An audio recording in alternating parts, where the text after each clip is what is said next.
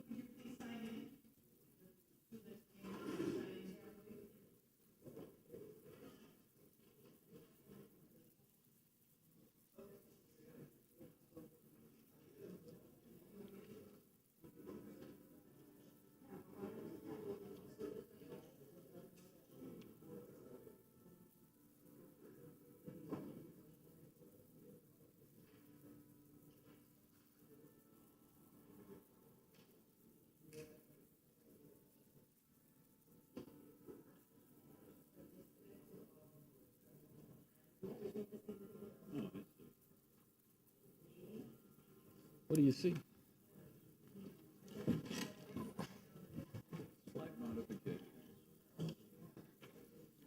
Yeah, slide. Yeah, we're missing Peggy and Alicia. Yeah.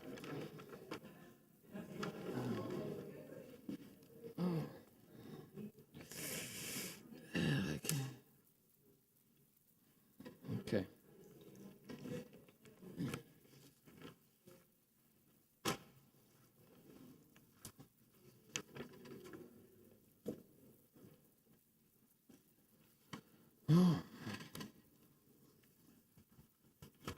Nancy, you ready?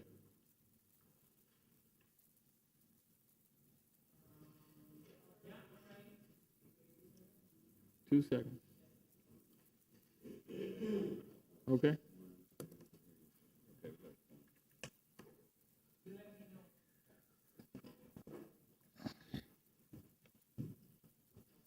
Hi.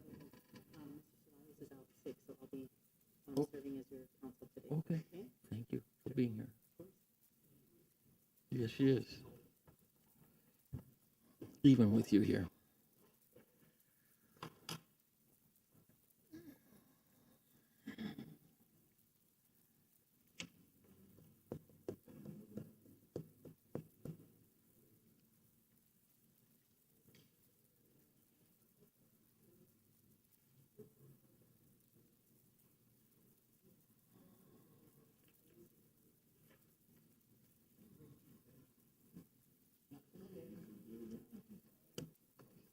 Ask Nancy, she's got pens.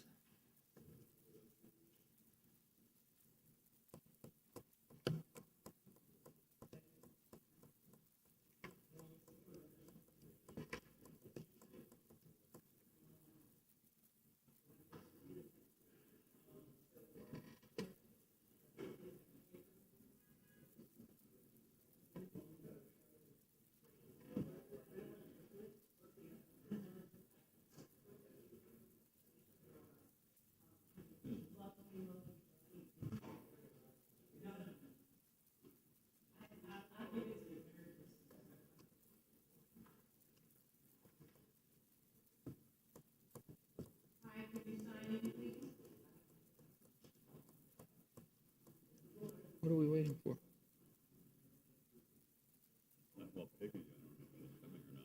Who?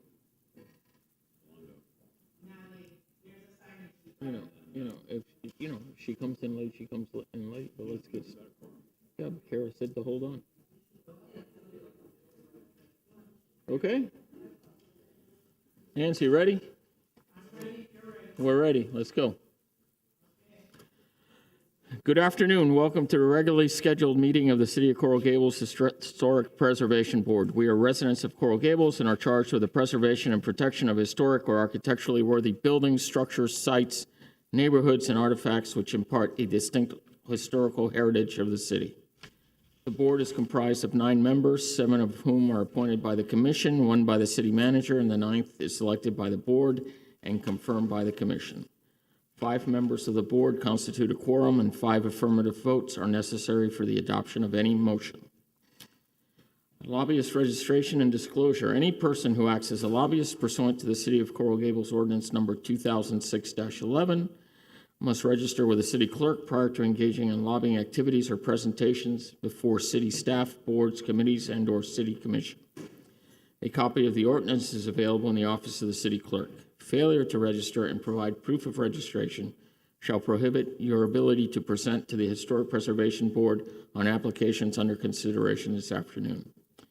Lobbyist is defined as an individual, corporation, partnership, or other legal entity employed or retained, whether paid or not, by a principal who seeks to encourage the approval, disapproval, adoption, repeal, passage, defeat, or modifications of any ordinance, resolution, action, or decision of any city commissioner, any action, decision, recommendation of the city manager, any city board or committee, including but not limited to quasi-judicial, advisory board, trust, authority, or council, or any action, decision, or recommendation of city personnel during the time period of the entire decision-making process on the action, decision, or recommendation which is foreseeably will be heard or reviewed by the city commission or a city board or committee, including but not limited to quasi-judicial, advisory board, trust, authority, or council. Presentations made to this board are subject to the city's False Claims Ordinance, Chapter 39 of the City of Coral Gables City Code. I now officially call the City of Coral Gables Historic Preservation Board meeting of December 21st, 2022 to order. The time is 4:08 p.m. Present today are Mr. Javier Durana, Ms. Donna Spain, Mr. Michael Maxwell, Mr. Garcia Pons, Mr. John Fullerton, Mr. Bruce Ehrenhaft, and myself, Albert Menendez. Next item is approval of the minutes. We don't have them. We haven't received. No, they're not available until next meeting. Okay, then they will be deferred until the next meeting, correct? Yes. Okay. Notice regarding ex parte communications. Please be advised that this board is quasi-judicial board and the items on the agenda are quasi-judicial in nature, which requires board members to disclose all ex parte communications. An ex parte communication is defined as any contact, communication, conversation, correspondence, memorandum, or other written or verbal communication that takes place outside a public hearing between a member of the public and a member of a quasi-judicial board regarding matters to be heard by the quasi-judicial board. If anyone has made any contact with a board member when the issue comes before the board, the member must state on the record the existence of the ex parte communication, the party who originated the communication, and whether the communication will affect the board member's ability to impartially consider the evidence to be presented regarding the matter. Deferrals. Mr. Adams.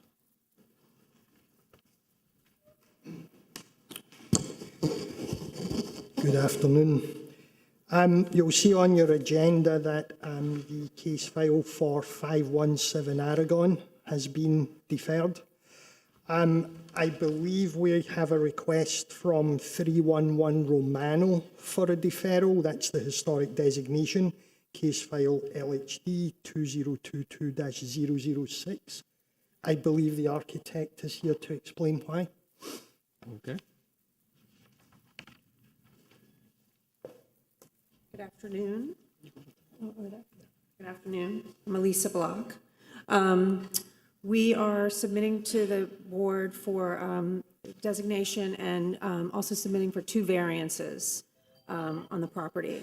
So we were preparing for this meeting. However, we needed to coordinate a lot of information with zoning, the zoning department, to properly prepare the drawings. And we were not able to get that information and translate it into the drawings in time for everyone to be able to review it for this meeting. So everything, I have my package ready to go, and we have our mailing labels ready to go. So we will be ready. We're requesting a deferment for the January meeting. The applicant will be submitting a COA immediately after the designation, and she has been working desperately. She did work desperately to try and get the packages available for this meeting, but there was a bit of a hold up with zoning because of the variances, and so I do believe that everything will be in place for the So we next need to vote on that? Yeah. Well, it's a request.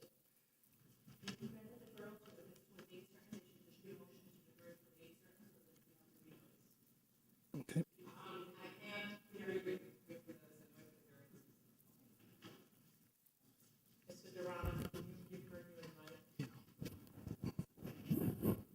Staff is telling me that they're gonna have to, it's gonna have to be renoticed anyway.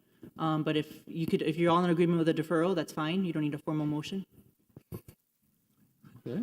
I do have one question for staff. This was deferred just a meeting or two ago, right? It was, yes, and as I said, the architect was desperately trying to get the submittals done, but there was a delay due to, there was a request to zoning, certain variances are required, and I believe you were struggling to get an answer from Yes, yeah, I zoning. was trying to get everyone together because there's just very specific details, and there were existing permits from the 1920s that Warren had provided information on, and I was trying to get the zoning staff to sort of come together and really be definitive as to what we needed to provide. And so we were able to get that information it was, early December.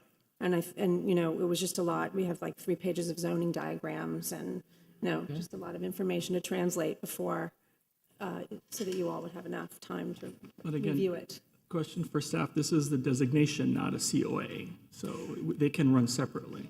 Yes. Yeah, I mean, it's entirely up to the board whether you wish to defer this or not, and they can come with their COA to the next meeting should it be designated. Mr. Adams, what does the agenda look like for the next meeting? The next meeting is, the next meeting's going to be busy, but I had anticipated this was potentially going to be requested about 2 weeks ago. But it really is the will of the board as to whether they wish to grant this. I would think that being designated would help zoning. I mean, if anything, if once a property is designated, there are certain, you can't assume if you're putting them on the same agenda that it will necessarily be designated, but if it is designated this time and then it goes through zoning, there are certain variances that are easier to get, but There are 2 variance requests. I know the two There different will be. requests, but typically if there's setbacks, whatever it is, it's much easier to get for a home that's already designated. Yep. It's easier for staff, for the staff report. But, I mean, if it were me, I would want it to be designated. If I were the owner and the architect, I would rather have it designated this time around and then deal with the addition separately, but. Okay, please let the record show that Ms. Bakovic and Ms. Rolando have joined us. I'm open to a motion, either way.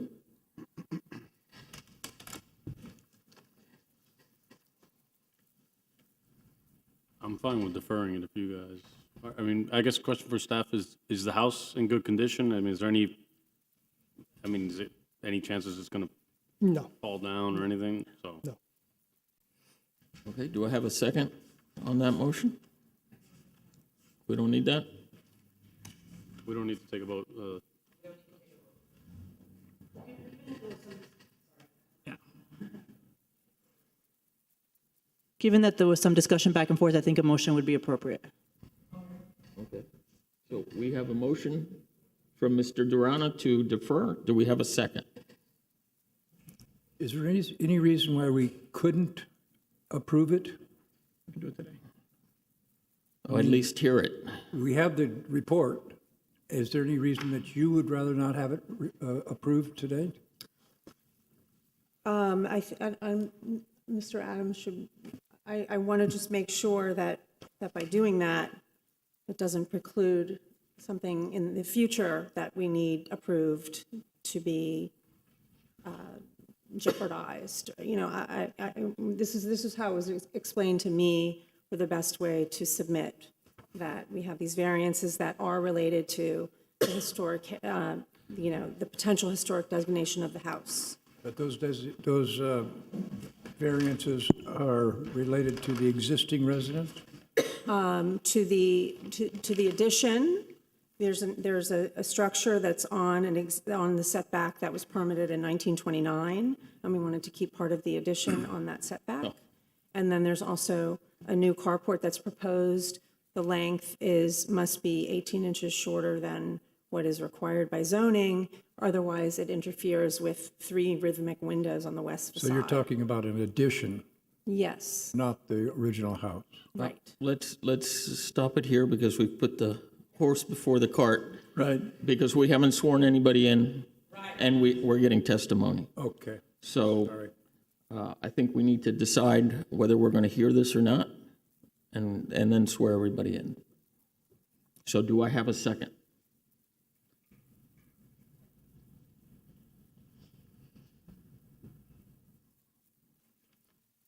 Then I guess the motion fails if there's no second. So we're going to hear it. Okay. Nancy, can you swear everybody in, and then we will hear this? Oh, that's why Billy's here. I get it. Our city clerk is here to swear everyone I in. couldn't figure out why you were here. Good afternoon, everyone. Those who will be testifying today, can you please stand and raise your right hand? Everyone, not just on this item.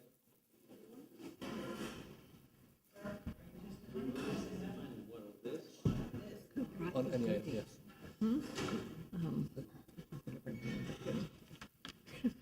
Do you swear or affirm that the testimony you'll provide today will be the truth and nothing but the truth? Yes. Thank you. Okay. So first up, Now, Chair, I've just been informed there's going to be another request for a deferral for the other designation. So I've literally just been informed, 1231 Columbus Boulevard, case file LHD 2022-012. The owner's architect is here, and I literally just heard about this just now, so.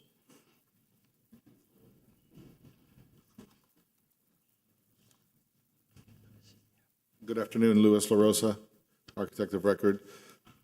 My clients have really just started this process recently. They've had some conversations as well. I guess the neighbors were notified, and I guess they've offered their own opinion. They're really still early in the design phase.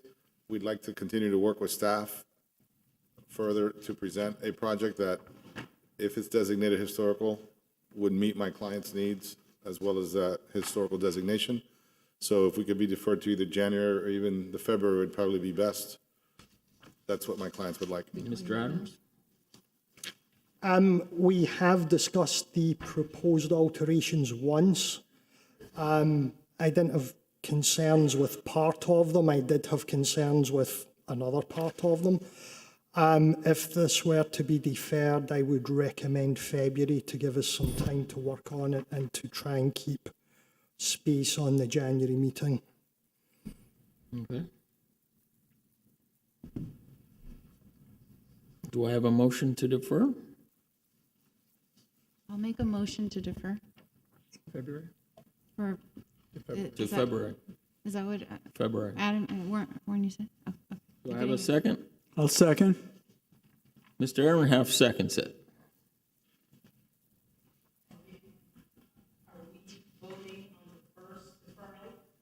No, we're voting on case file LHD 2022-012. Yes. Yes. Yes. Yes. Yes. Yes. Yes. Yes. Yes. Okay, Thank you very much. thank you. Okay. First case file LHD 2022-006. Consideration of the local historic designation of the property at 311 Romano Avenue, legally described as Lot 17 to 19 inclusive, Block 1, Coral Gables, Coconut Grove, Section Part 1, according to the plat thereof, as recorded in Plat Book 14 at page 24 of the Public Records of Dade County, Florida. Mr. Adams.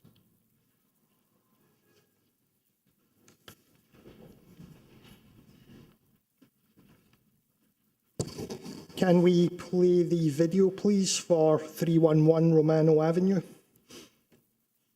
Property at 311 Romano Avenue is before you for consideration for designation as a local historic landmark. It is the result of a historic significance determination filed at the request of the Board of Architects. The home was designed by California-based architect Sam Wyville in 1925. As per Article 8, Section 8-103 of the Coral Gables Zoning Code, criteria for designation of historic landmarks, a local historic landmark must have significant character, interest, or value as part of a historical, cultural, archaeological, aesthetic, or architectural heritage of the city, state, or nation. For designation, a property must meet one of the criteria outlined in the code. 311 Romano Avenue is eligible as a local historic landmark based on 3 criteria. Historic cultural significance, criteria 4. It exemplifies the historical, cultural, political, economic, or social trends of the community. Architectural significance, criteria 1.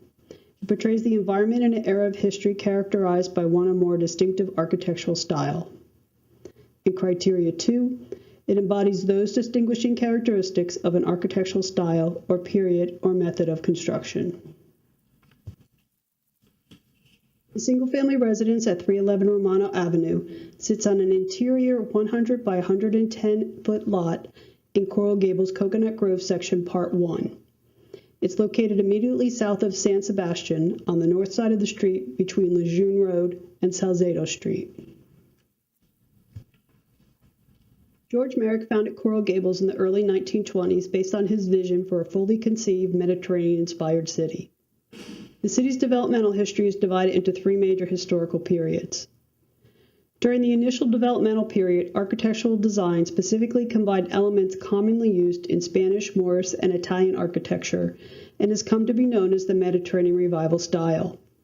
During the 1920s, structures and amenities were built almost exclusively in this style. The construction of the home at 311 Romano Avenue occurred during this initial phase, simultaneous to the incorporation of the city. Nationally acclaimed landscape architect Frank Button drew the first comprehensive maps of Coral Gable in 1921 and 22, one of which is on the left side of this slide. In November 1921, the first lots, located in Section A, were offered for sale. Sales were very successful, and lots in Section B through E soon followed. Throughout the early 1920s, Merrick continued to reinvest the earnings into public amenities and in the expansion of his land holdings. As seen in the 1925 map, he had acquired large amounts of land to the north and east and was expanding to the south, including the Coconut Grove section that is outlined in blue in the lower right. With the unbridled Florida land boom, the influx of new residents and winter visitors resulted in a housing shortage in South Florida by the mid-1920s. As Coral Gables grew exponentially, so did its workforce, and the construction of homes in Coral Gables could not keep pace with their burgeoning numbers. This, coupled with the acute housing shortage in the region, presented a challenge which, by 1925, Merrick tried to meet head-on. Merrick began a multi-pronged approach to this issue. He provided temporary housing in the form of Tent City, as seen in the photo in the upper left. He commissioned the San Sebastian Apartment Hotel, which would provide apartments for his employees and their families. And he reached out to M.L. Rauschenberg, an Atlanta builder and a close personal friend, who agreed to build 10 apartment buildings in the Douglas section to accommodate 128 families. Merrick also wanted to provide the option of single-family homes. In March 1925, Merrick officially platted the Coconut Grove section for this purpose. Located immediately south of the San Sebastian Apartment Hotel, as seen here, the Coconut Grove section was platted with 50-foot lots with the intention that it would be populated with modest homes affordable to his employees and other middle-class families. Up to this point, Most of the design and construction of homes in Coral Gables was done by Merrick's workforce. However, given the housing crisis, he began recruiting architects and builders from across the country to work under the oversight of his Coral Gables construction company. He was looking first and foremost for professionals who shared his vision of Coral Gables and who could mobilize their own workforce and materials. In August 1925, architect Samuel Wyville procured a permit to build a modest two-bedroom home in the Coconut Grove section at 311 Romano Avenue for Peter and Nora Elvis. Wyville was a California-based architect who was well-versed in Mediterranean architecture and who held a planning vision very similar to Merrick. Peter Elvis was a young attorney who represented Merrick's Coral Gables Corporation. Construction in the Coconut Grove section occurred at a rapid pace until South Florida was struck by the devastating hurricane in September of 1926. This turned the prior land boom to bust and ushered in the Depression-era years. In the Coconut Grove section, there were very few homes built after 1928 until the early 1940s. This 1948 aerial image provides a sense of how quickly Merrick developed the Coconut Grove section versus other neighboring sections. Most of these homes seen here were built over an 18-month period prior to the hurricane. The Coconut Grove section retains its context of moderately sized single-family homes to date. Merrick chose to develop Coral Gables as a Mediterranean-inspired city because he felt this type of architecture harmonized best with South Florida's climate and lifestyle. The home at 311 Romano Avenue honors Merrick's vision. Built over a crawl space to provide ventilation and separation from the high water table, the home has thick masonry walls to aid in keeping the home cool and varied casement windows and porch features arranged to provide much-needed cross ventilation and light in this tropical environment. As will be illustrated in the following slides, the home exhibits numerous Mediterranean Revival-style character-defining features, including but not limited to its bell tower-inspired chimney, projecting screened front porch bay with a series of arched openings, varying roof types including the inverted cricket feature, barrel tile roof cladding, parapets with prominent and simple copings, wing walls, a pop-out bay, textured stucco, and group square vents decoratively placed over windows. The home was originally designed as a two-bedroom home with a one-car garage, which were connected by a screen porch, as seen in the 1925 permit drawing on the left. The property survey at the center and the aerial image in the upper right show the current property. Note the addition to the rear of the garage. In 1929, a permit was granted for the garage addition. This permit has not been located to date. In November 1930, when the property was listed for sale, the addition was cited as a servant's quarters. It's not clear if the entire extant garage extension was built at this time. However, as seen in the 1957 aerial photo in the lower left, most of the current configuration appears to be in place by the late 1950s. At some point, the garage and its connecting screen porch was enclosed for living space. Based on the newspaper clippings, this seems to have occurred between 1947 and 1952. In 1947, the property was advertised as a two-bedroom home with a garage. In the 1952 listing, it was for a three-bedroom home with no mention of the garage, and no subsequent ads mention a garage. These photos show the front and west side of the home looking northeast. In the photos on the left, you can see the garage building. The French door leads to the area that was the screen connector porch. The photos in the bottom left show the windows that were installed in place of the garage door. The original opening is easily delineated by the change in stucco. The front and the side facades of the home retain their original configurations. In this photo on the right, you can view one of the hallmark features of the home, the bell tower-inspired chimney that rises from the southwest corner of the home. The chimney is capped with a steep shed roof clad in barrel tile. Near its top, two narrow arched openings are reminiscent of a Spanish mission belfry. At the northwest and the southeast corners of the chimney, the parapets gracefully curve up to meet the chimney stack. On this facade, also note the grouped square vents over the windows. The arch screen door shown in the lower right leads to the entry porch and is the primary access to the home. The main features of the front south-facing facade are a projecting screened entry porch and a sculptural built-in planter. The porch has a front sloping shed roof clad in S barrel tile. 4 semicircular arched openings provide light and ventilation to the porch. The east side of the porch overlooks the built-in in-ground planter. Curved wing walls extend from the southeast corners of the porch and the home to form the planter. As seen in the photo on the right, at the southeast corner of the home, the parapet steps back to incorporate an inverted cricket, which, like the parapets, has barrel tile coping. Here are views of the east facade. Since lush vegetation obscures full views of this facade, the original permit drawing is provided for reference. At the center of the east facade is a projecting front-facing gable roof bay. Delicately swooping from its southeast corner is a wing wall, like those forming the built-in planter on the front facade, as seen in the photo in the lower left.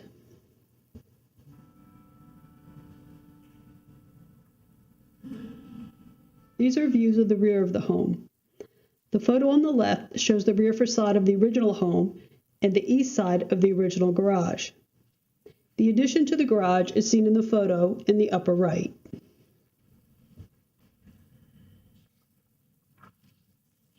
In conclusion, the single-family home at 311 Romano Avenue was built in 1925 during the city's initial boom years.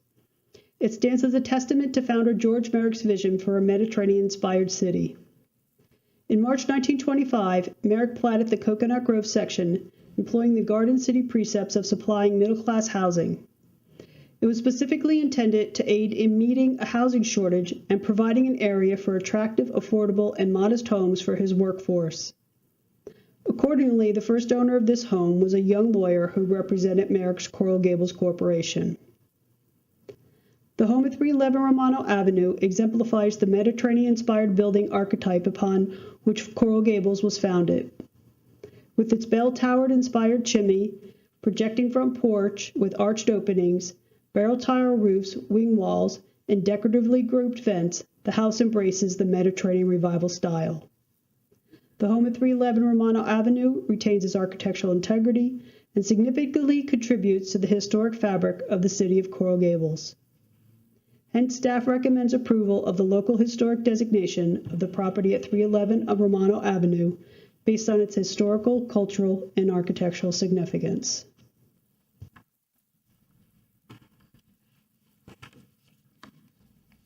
We do have some letters of support for the designation from Ileana Sayre, from Mr. Brett Gillis, Jaime and Julie Pardo, Bruce Fitzgerald. You have copies of these in front of you. The Historic Preservation Association of Coral Gables, and the Vidal family.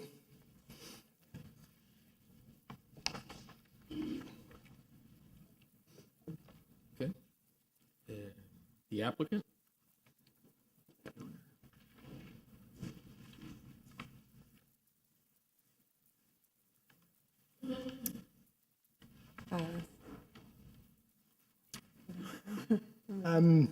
Do you Read my letter. do you have anything to say to the board regarding the? Please state your name. Elisa Block, from my firm, Elisa Block Architect. I agree with the designation. I think the house does have a lot of, does have many characteristics that are still in keeping with the original intent of the house.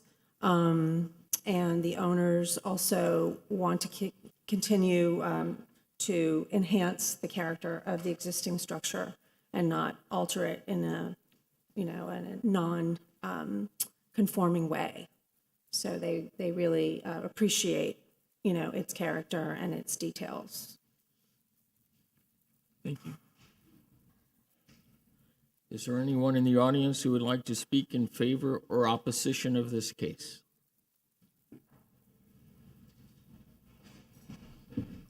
Okay, I'll close the public portion of the hearing, open it up to members of the board. questions, comments, motions? I have a question. So I guess between some periods, they remove the, where is it? There's a piece that they removed. Right here. It's the sort of, Right, adjacent to like the chimney? the portico, yeah, next to the chimney. Because that was removed, right? That is not there, that has not been there, I think, because that area was being used as a driveway. I'm not exactly sure of the date, but that is not there. Right. No, it looks like there's a garage existing here. So was It looks, I see windows in that picture at the back. they look like, No, it's what are they doors like the old garage doors that open, like swing doors? Probably. Probably. And then I guess the other question is, just curious, I guess when they built it, they just left so much space on one side of the lot. They took it all the way to one side. Curious. Just use very little of the site. They kept it. I think they may, it was probably like in the presentation she gave, it was, I think they were saying We can hear fine. Merrick's intent was like the 5,000 square foot lot, yes or no? Right. So I think maybe, I used to live in that neighborhood, so I know like a lot of houses have that where they purchase both lots and maybe they plan to develop in the future or whatever. That makes but- sense. So the house sits on like one side of the lot. That makes sense. Okay.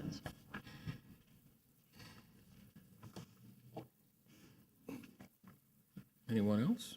Well, I think it's a great example, and I'm happy to make a motion unless there's further discussion. Go ahead.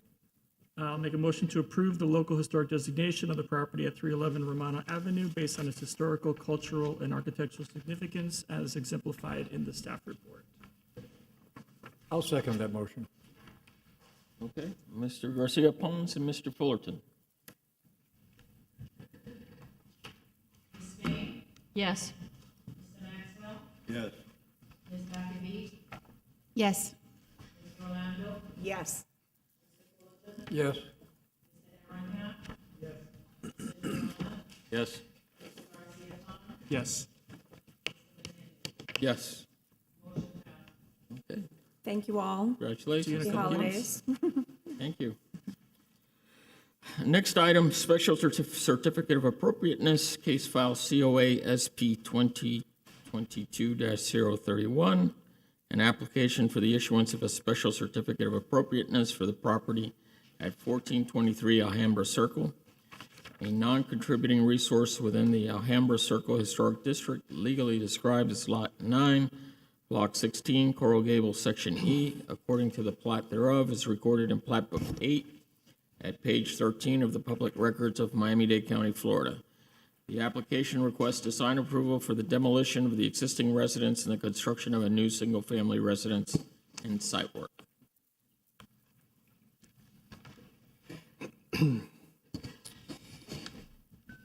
The Alhambra Circle Historic District illustrates the landscape plan for Coral Gables envisioned by George Merrick. Records indicate there was an original house designed by Gerard Pitt circa 1950, and a new house was constructed on the site in 2006. It looks like by comparing the historic photograph with the current photograph that it appears that some of the original house may have been retained in the 2006 structure. I wasn't able to locate any drawings for the existing structure, and when the district was designated, either because this was deemed to be a new house or because the original house had been so altered, it was classed as non-contributing within the district. The proposed residence does have many characteristics of the Mediterranean Revival style, including stucco walls, broken planes created through the juxtaposition of 1- and 2-story elements, pitched roofs, elaborate doors surround, rear veranda, barrel tile roofing, casement windows, exposed cypress wood outlookers, cedar wood trellis, stucco banding, and decorative aluminium guardrail.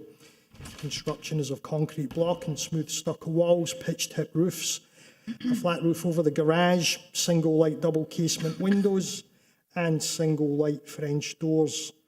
On the first floor, there's proposed to be a double garage, a guest room with bathroom, dining room, living room, laundry, kitchen, family room, pool, bathroom, and covered terrace.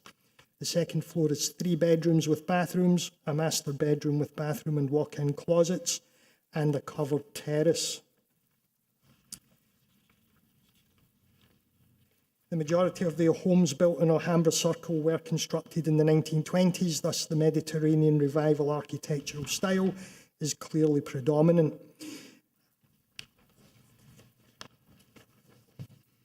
Per the letter of intent submitted by the applicant, the proposed style for this residence is inspired by the architecture of Spain and the Mediterranean in terms of aesthetics and form. The architecture is meant to embody the Mediterranean Revival style in a more minimalistic interpretation of this vocabulary. Therefore,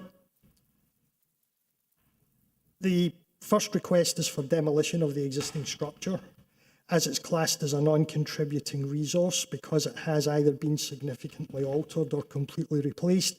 Staff finds the building is neither so architecturally nor historically significant that its demolition would be detrimental to the public interest or to the overall historic character of the neighbourhood.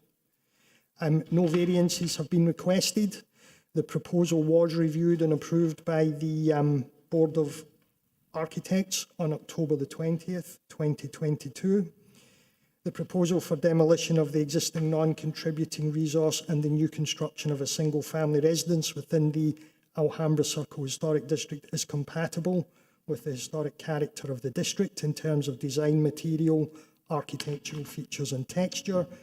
The residence takes several design influences from existing Mediterranean Revival style structures. However, the massing and use of modern materials identifies this as a new structure. There is some concern over the proposed height of the garage at 15 feet 6 inches and the height of the garage doors, which appear higher than existing garages within the district. So there are a number of conditions there, and the recommendation is to approve with the conditions noted.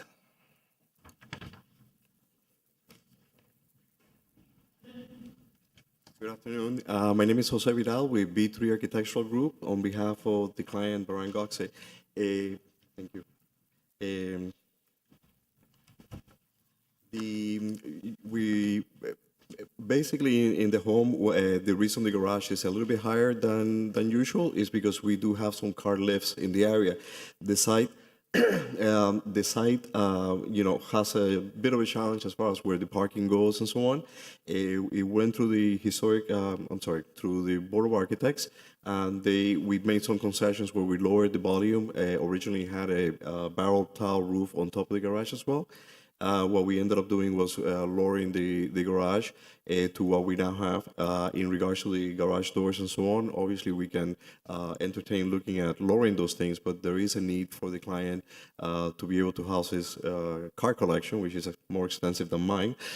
So hopefully that's something that we can work around.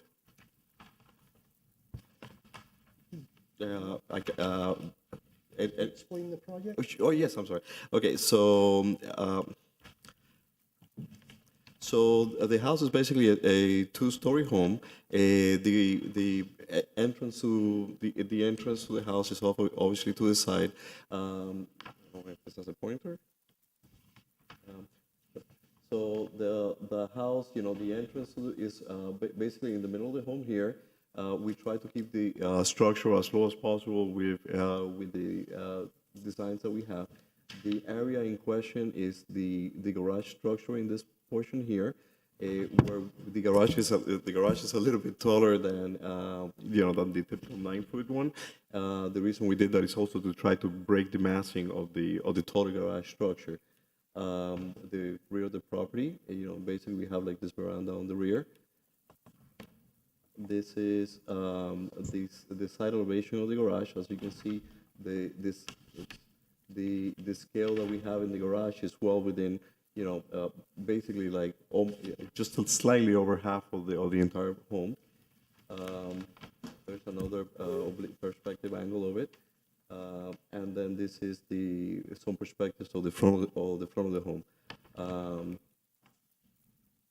That's it.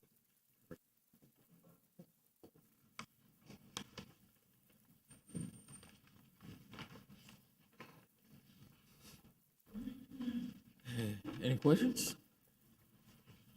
Is there anyone in the audience who would like to speak in favor or opposition of this case?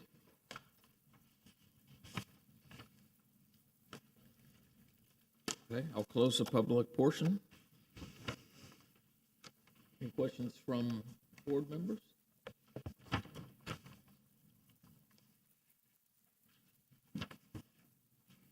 I will venture a few comments. I think the design of the house is very much in keeping with the neighborhood and the street. I think the garage is totally inappropriate. It looks like a warehouse with truck parking and overhead doors. It's one of the things that makes Coral Gables architecture so attractive is that the garage is typically play a subservient role to the facade of the house.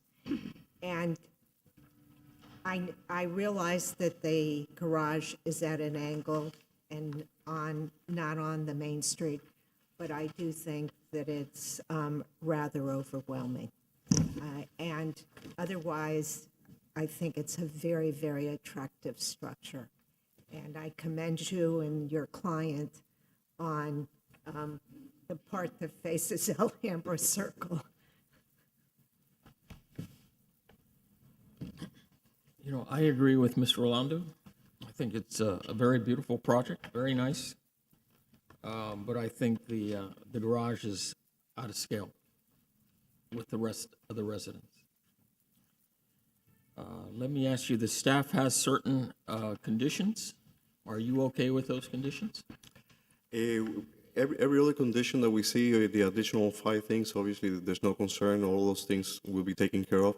The one thing that we fought really hard to try to accomplish was to have the garage. So initially, the garage was very different than the first time we presented to the Board of Architects. So one of the things that we did is we tried to have the approach to the property, as Mr.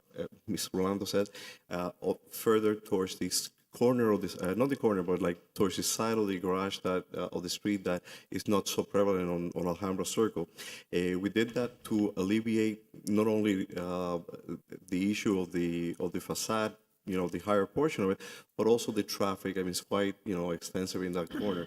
The one challenge that we have in the property is that the site is very triangular shaped. So if, you know, spreading the garage towards the rear of the property, which is something that we always try to do, whether it's to the side so you don't see the garage doors, it was very challenging on this one because the redistribution of the other rooms in the house was going to be very awkward. So we're working with some constraints there that are challenging, and obviously from our end we are in agreement that, you know, it may be taller than we would want it to be, but we're also working with the constraints of having a fairly small site to house cars, and rather than having all the cars there, you know, all over the place, the owner does want to be able to have the lift. So it's something that is very important to him, and the site again is a very the configuration of the site, if you want to go back to the image, is quite challenging in that regards.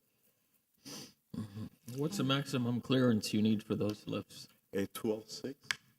12.6. And right now you have it at? Right now,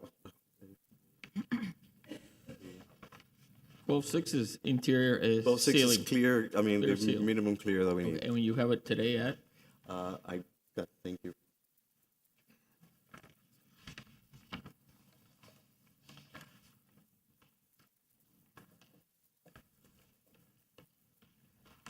Top of parapet is 15.6. Yeah, yes, we are at 15.6 from finished floor to the top of the parapet. We can look at lowering that slightly, and I don't think it will have a detrimental issue to the facade. The only thing we're trying to accomplish, and you know, it's harder to see here. Thank you. Can you show the PowerPoint, please?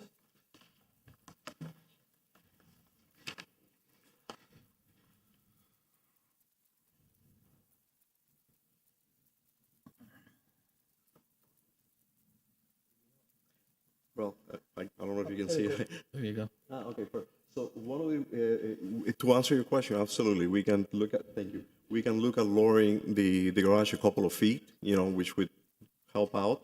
However, one of the things that we were trying to do was to, get the right image. Oops.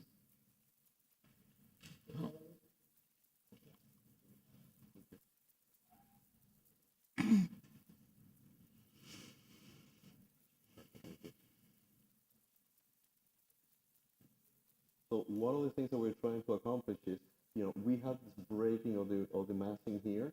Then we have this element that creates kind of like a almost like to frame this portion of the house here.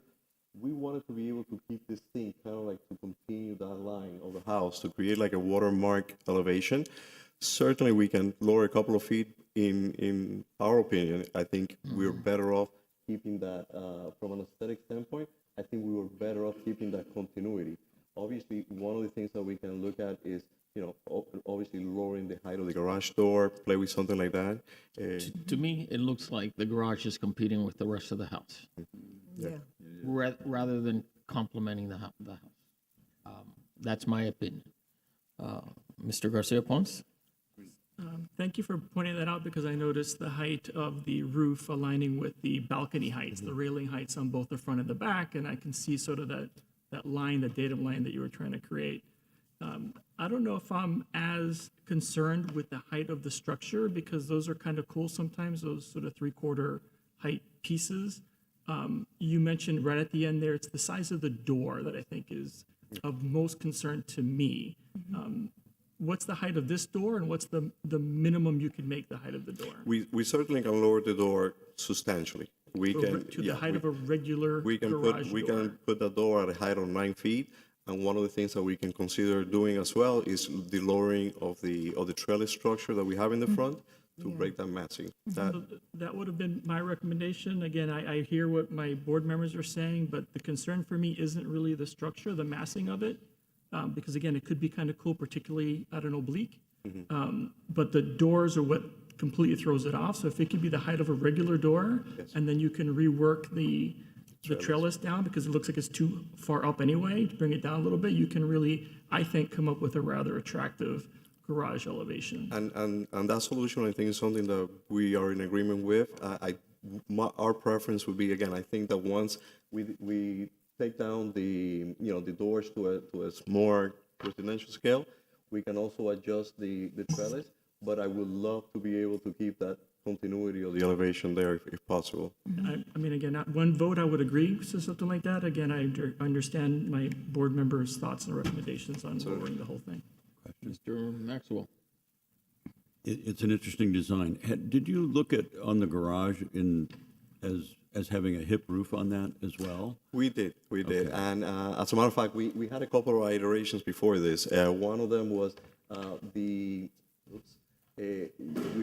we actually had a taller structure here with the hip roof. The Board of Architects, one of their main feedbacks that we presented was they felt that was becoming a little overwhelming in scale for the neighbors. Even if you'd lowered it? We did. We lowered that structure. One of the concerns that came up from the board members was that we had, the conditions where we have these angles, the structures here, they were kind of competing the geometries of the roof. And if I may, let me see something.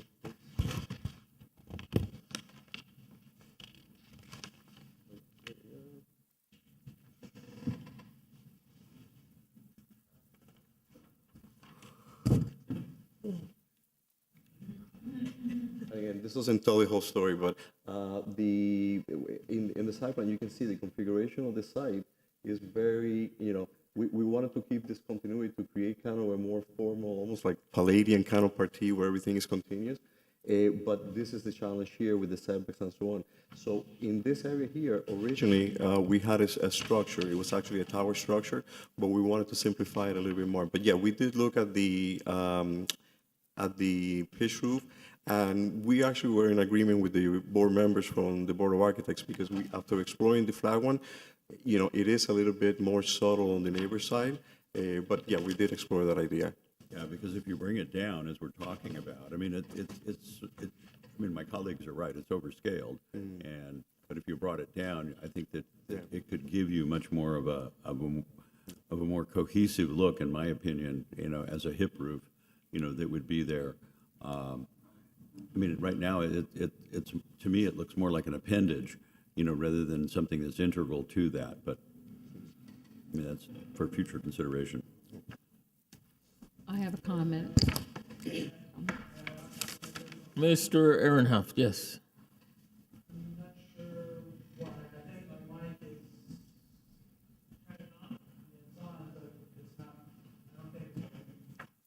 Speak as clearly as I can. When I initially looked at this, again, okay, when I initially looked at it, I too was struck by the height of the doors.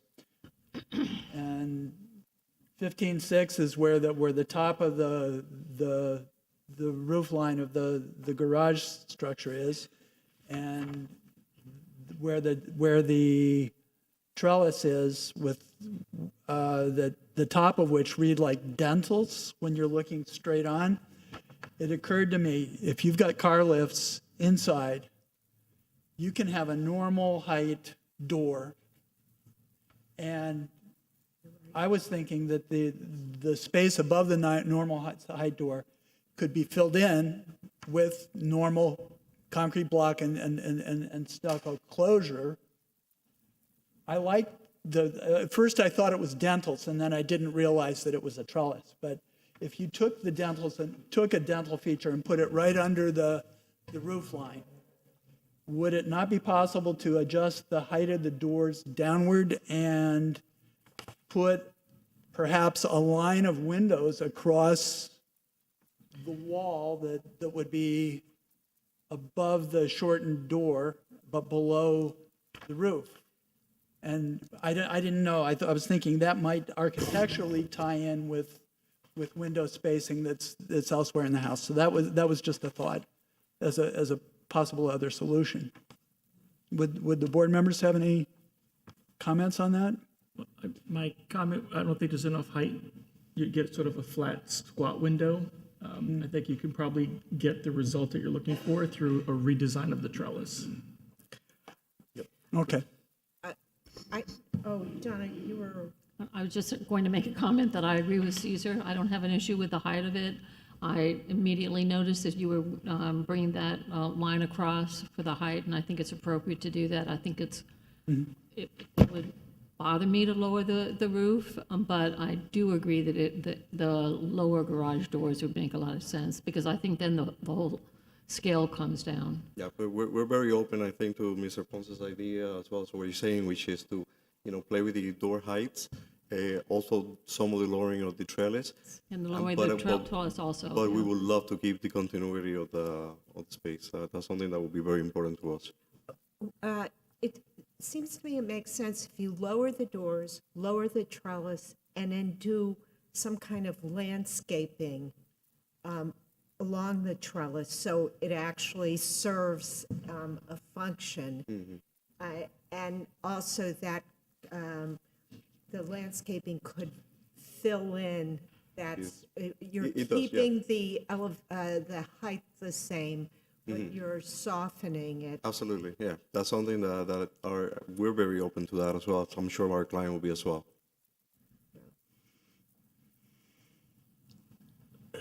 I agree with my counterparts that the garage doors are way too tall, and the trellis should come down, and the line, which is that line that lines up with everything horizontally, should be accentuated.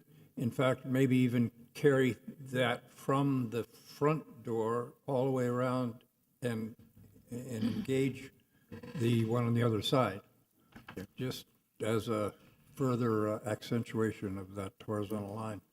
But I think the height is fine, and except for the doors and the trellis. Other than that, I think it's a fine addition.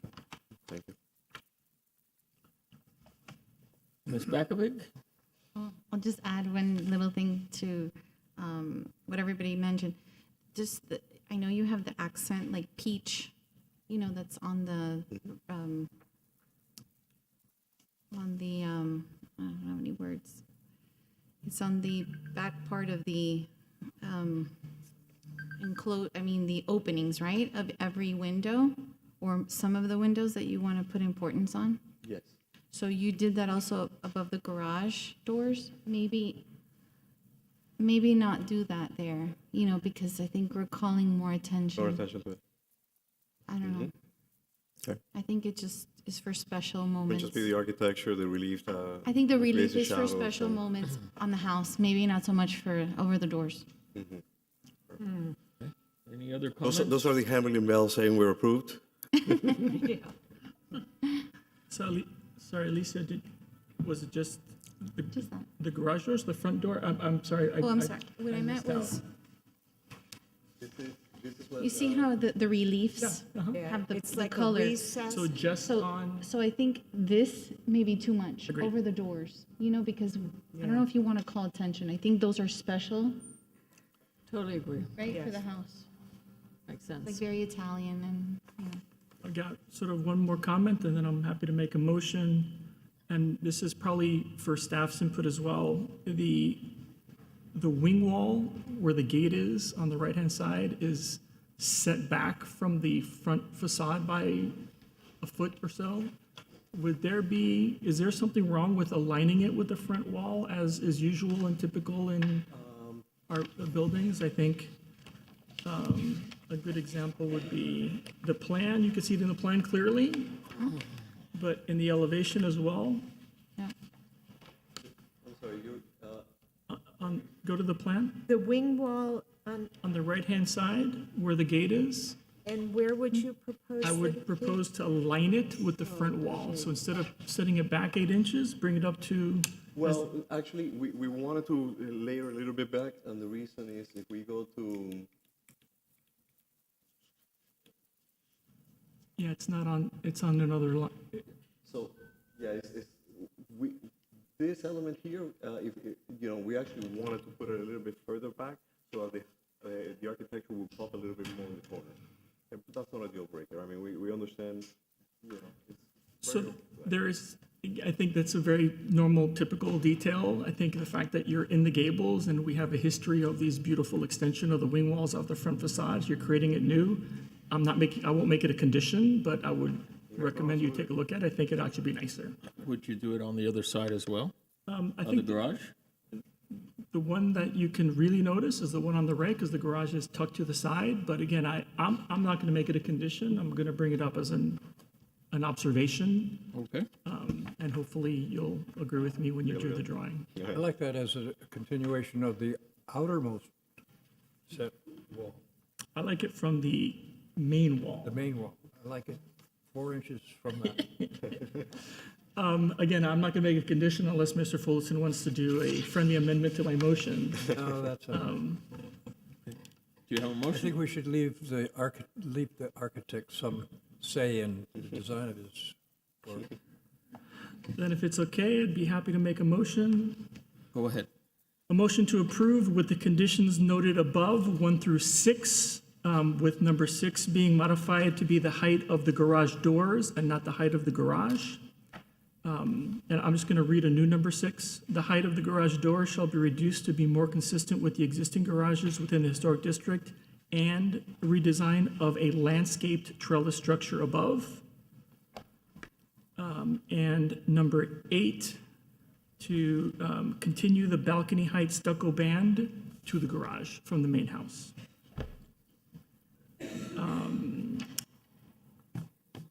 The design proposal for demolition of the existing residence and the construction of a new single-family residence and site work on the property located at 1423 Alhambra Circle, a non-contributing resource within the Alhambra Circle Historic District, and approve the issuance of a special certificate of appropriateness with the conditions noted above. Do I have a second? Second. Mr. Maxwell, seconds. Yes. Yes. Yes. Yes. Yes. Yes. Yes. Yes. Yes. Thank you, everyone. Happy holidays. Thank you. Thank you. You too.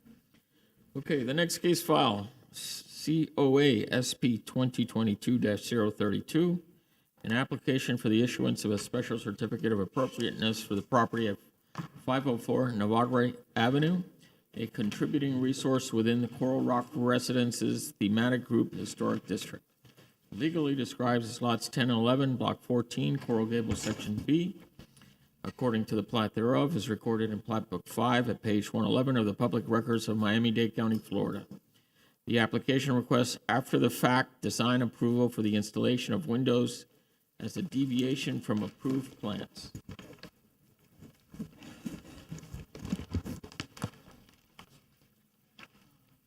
The location map of the property in question.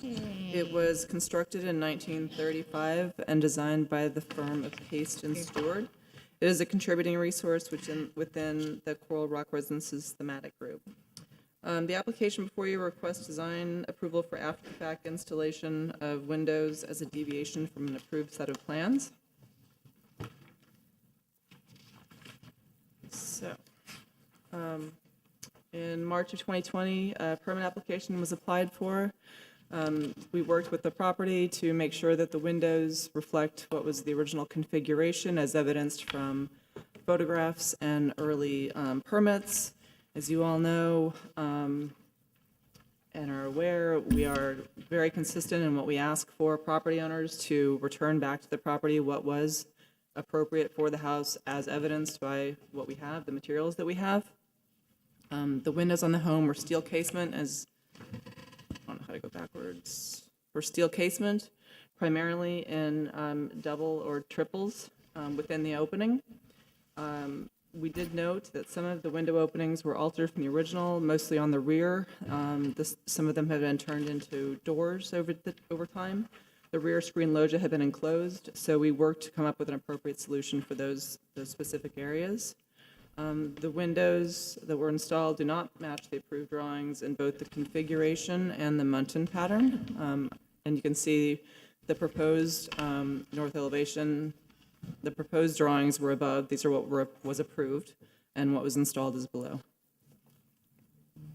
And this is a hard elevation to get because there's a lot of vegetation. So you can see the door and the window on the left or the front, and then the other two in the back.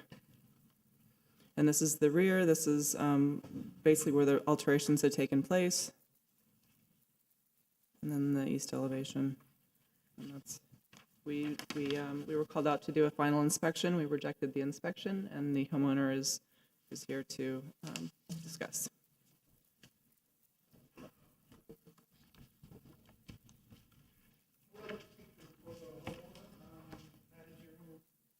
Contractor. Can you state your name, please? Name into the record. My name is David Portal, management partner for Technology Construction, which is representing the owner. I just want to speak that, yes, there was casements prior in the pitch, as you saw in the pictures, but now with the new hurricane windows, the casements are now coming with thick mullions, a lot of thick build-outs. And the neighbor next door as well did the casements, and it looks to be, there's no glass, it's all aluminum. So I think it's with the new casements that are being allowed with these homes in Coral Gables, on big windows, it's fine. But when you got smaller windows and you're putting 4 sets of casement, 3 sets of casements, there's no glass left. All you're seeing is aluminum. To me, it looks like a jail cell. And the neighbor did follow those instructions, and the neighbors, in the PowerPoint, you'll see the neighbor's windows, front windows, and that's all you see is aluminum. There is no glass. And to my knowledge, Coral Gables is about being able to see through your windows and see the beauty of the city, the beauty of the trees in front of your house and your neighbors and so on. But when you put these casements, there's no glass, there's no view. You lose that. And you lose a little bit of the aesthetic of seeing all the window panes like it showed back in the day. The casements were a lot thinner. Yeah, like I said, steel casing, they're much thinner now with these impact windows. They're huge mullions and huge casements, and you get no windows. So I'm asking, for the owner to please give her view to her neighborhood as well. She bought the house not knowing it was a historical house, and she's gone through a lot of plan changes and expense to keep the house as clean and as historical as possible. We had to change all the electrical, all the plumbing, all the mechanicals. I mean, this house was a disaster, and she didn't know when she bought it. The electrical conduits were rotted. There was humidity coming through the coral rock. The drywall was molded. I mean, she just didn't know. And on top of that, she's dealing with a garage that now she's reconverting it into a garage. When she bought the house, supposedly it was an in-laws quarters. She didn't know. They were paying taxes for that property for many years, not knowing it wasn't allowed. And it wasn't disclosed when she bought the house.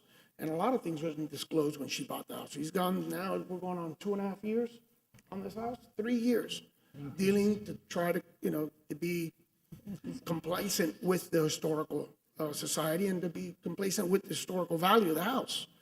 And yes, we have the issues with the windows, but if you notice, the house does not look bad with those windows compared to the neighbor next door that complied with the multi-casement windows when you have no glass. You're just looking at aluminum. I mean, it's in the PowerPoint, the neighbor's house in dark windows with all these 3 casements. Just looks, to me, it looks horrendous. I mean, so I'm just, pleading to you guys, to you all, to please look at the PowerPoint, look at my point, where the house does look nice with the windows it has, and they are casement windows. That they're not multiples, well, if you do the multiples, you lose the view, and you lose, I think the design of the house. I mean, look at the coral rock. I mean, to put a lot of aluminum on that coral, I think it's just not correct. Did you speak to the historical department when you saw there was an issue with the windows? Well, I came into the fact after the windows were ordered and installed. So when we had the issues with the windows is when I talked to the owner, said, let me come up and speak with you and let's see if we can solve this issue. But the windows were already put in as I came into this. So you weren't the contractor that put in these windows? No. And I came to the fact to help her with all these issues she was having with the house. Well, the fact that it's historic has nothing to do with putting in the wrong windows if there was a permit in place. No, I understand. That was unfortunately a mistake that she made with the window company. She had no knowledge. There was a mix-up, I guess, with the plans. The contractor had a permit. All he had to do was follow it. No, I understand. There was a mix-up with the actual first drawings that were denied. I think somebody in the window company. There was a permit that was issued that was on site. Correct. That the contractor should have followed. It's really simple. You have a permit and you do what's on the permit. And if you don't agree with what's on the permit because you think there's going to have too much frame on it, you go back to the city and say, look, this is going to look horrible. I don't want to order it. And then you can come to us and we can talk about it. But I understand. The issue was that she ordered the windows. It was a mix-up. They came in, they put them in, and that's when we found out they were the wrong windows. The problem is coming to us after the fact. We have our hands tied as well. The window installer is actually at fault here, okay? Go against them. Correct. No, I I understand. mean, that's how we would do it in the construction industry. I mean, you didn't install the right thing, right? I mean, you're a contractor. You didn't install the right thing, so we would go back and you would be liable for that. No, I understand. I understand. I'm just, trying to help the homeowner and. We understand. And at the same time, the windows that were asked for, honestly, don't really match the house that well.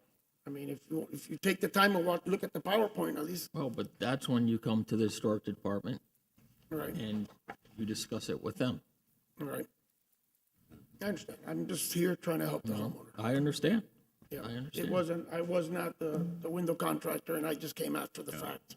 Is there anyone in the audience who would like to speak in favor or opposition of this case? She's the owner. Sure, please, come up.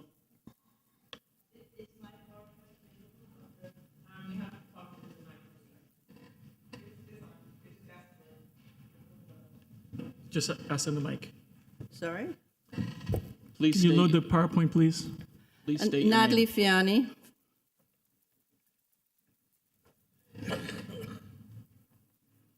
Which one is forward? First, my window contractor did not even the contractor, the person they hired to order the windows came in and looked at the old plans. Unaware to me, she took the old plans, which were not approved, and ordered all the windows. And it would have been nice if we had noticed then that they were the wrong ones. But we didn't know until Cara passed the road one day. So we had them fully, I would have stopped at that point at least and not had them installed, but we had them fully installed thinking they were the correct ones. It took so long to get to that point that I didn't even remember what windows we ordered, in terms of the casement, multiple casements versus only two. And we weren't aware till she came by and saw that they were not. So it was not my mistake, it was the mistake of the window contractor's assistant who ordered the windows. And unfortunately, it took that long to find out when it was all installed, but, so this is how I purchased the house. And I think I think that was part of the problem. She sees there's two casements, and so she must have ordered accidentally because of this, because there are two casements or two openings. And then this is how we put it in after she brought the windows. But this is what is approved, the multiple panels, and you can see, I'm not saying, I know they're wrong, that the window person did wrong, but I'm trying to not go through the cost of replacing impact windows, et cetera. The ones that are approved have the is it called mullions are very wide. So the ones that are approved, I have to have like 3 to 4 of those. You see how wide they are, and it looks good on his house. It's a more modern house, but for mine, it's on the Coral Rock. I think that, the after the fact is not the worst thing, the way it is now. These are the other windows that are all not multiple in the neighborhood, so I didn't think we looked that different from the neighborhood in general. They all have two openings, but is it called Muntins? They make it look historic like mine. There's still two openings. It's just the picture of my original house in the 1940s seems to look like 3. But back then, the mullions are really thin. And so I'm making a plea not to have to buy impact windows all over again and install them again. And if I have to, the only thing I can do at this point is to legally, spend more money on a lawyer to sue the window contractor, really.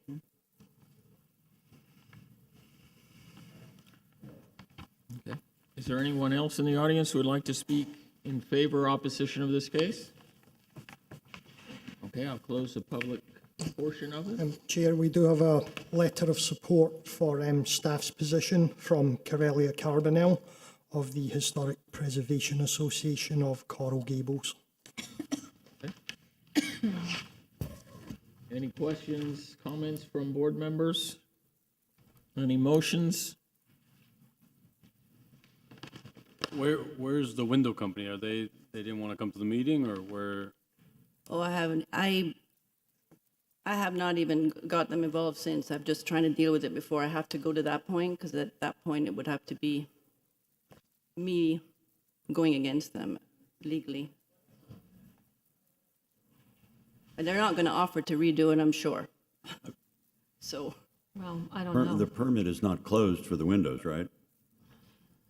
Oh, no, it's not closed all the way. it's not It's closed. closed up to a certain point of But the window permit is inspection. not closed. No? I don't think so. It shouldn't be, not if it it's was, not. not if it was denied. So the window company still has liability. And Can I speak? I'm sorry. The windows were put under the master permit, not under a separate permit. So unfortunately, it would fall under me. and I had nothing to do with windows because I took over the permit. I have a question. Don't they submit shop drawings of the windows to somebody? And it was the same shop drawings. The shop drawings were set. It's the same shop drawings if it was in casements, if it was 3 casements, 2 casements, it's still the same shop drawing. It doesn't tell you that they're individual, because what they do is they put 3 different casements to make the 3 window look. So it's the same shop drawing for if it was 3 or for 2. The NOA doesn't show layout, like the Mutton configuration and the number of windows per opening. It's just the type of window. Basically, you're asking us to solve a problem that you should have solved, back then. And so coming to us and asking for this after the fact, that puts us in a very difficult position, particularly after, there was specific permit approval. So, I'm sorry that it puts you in a bad position. When you say solve, I wasn't aware till it was all done. So, You're the homeowner. I didn't know that it was the wrong ones per se until. I sympathize with you. I understand you're a layperson and you're not knowledgeable, but that's why you hire people to do that. And I do think that the proportion of the windows are different with the way they are now installed, because typically, historically, and I think what would have been is a more vertical window instead of the square or flattened, and it does make a difference in a historic home in particular. Mr. Rolando. I'm just speaking for myself here. I don't have a problem keeping the windows and doors along the rear. I do have a problem with those on the east, west, and the front facade. So I am willing to, give a little concession there, but to me, the windows look wrong. And we've been so consistent. My concern is if we say yes and overrule the staff's recommendation in this case, we're basically saying to anybody, homeowner, look the other way, let your window manufacturers and installers do whatever they want, and then we'll come back and ask for forgiveness. And we're undercutting our position in the consistency of this board's actions in the past. So I am willing to compromise on the rear, but not the rest. We have residents who come here every month, and they do the right thing, and they hire the right people. And if there are issues, the department is there to help solve the issues. And that's what should have happened here. And, you're tying our hands, or trying to tie our hands, because if we say yes, then what happens the next time? And the time after that? Is there any What way? happens to all those people who have done the right thing and spent the money, to do the right thing? These windows, a lot of these, the design of the windows are removable. Is there any way we can dress up the window with different mullions so they can look that they are the 4, at least give the look, even though it's still a double casement, but it still gives the look as if there was 4 sets of windows? And still have the look? I would say that would be an issue between you and the staff, and to take a look at, but At least give us the opportunity to try to do that, Yeah, but and try to keep it probably consistent not with as a the part of our motion. Unless we You were can to ask the defer staff and see what they're amenable for, but, and I think the board is pretty well spoken about. I'm ready for a motion. Yeah, I'll make a motion. I'm going to follow the staff conclusion and a motion to deny the after-the-fact design approval for the installation of windows as a deviation from approved plans on the residence located at 504 Navarre Avenue, legally described as lots 10 and 11, Block 14, Coral Gables, Section B. Do I have a second? I'll second the motion. Mr. Ehrenhoff seconds. Yes. Yes. Yes, with apologies to the owner. I feel badly for you. I do too. Yeah. Yes. Yes. Yes. Yes. Yes. Yes. Yes. Sorry. Thank you. Is there a time zone for me to do this in terms of it's very cost prohibitive to do this over again? I mean, unless I'm able to. You'd have to talk to staff. It's just a matter of keeping the permit open to, which is doable. We don't have any say in that. But the subcontractor who provided these is at fault.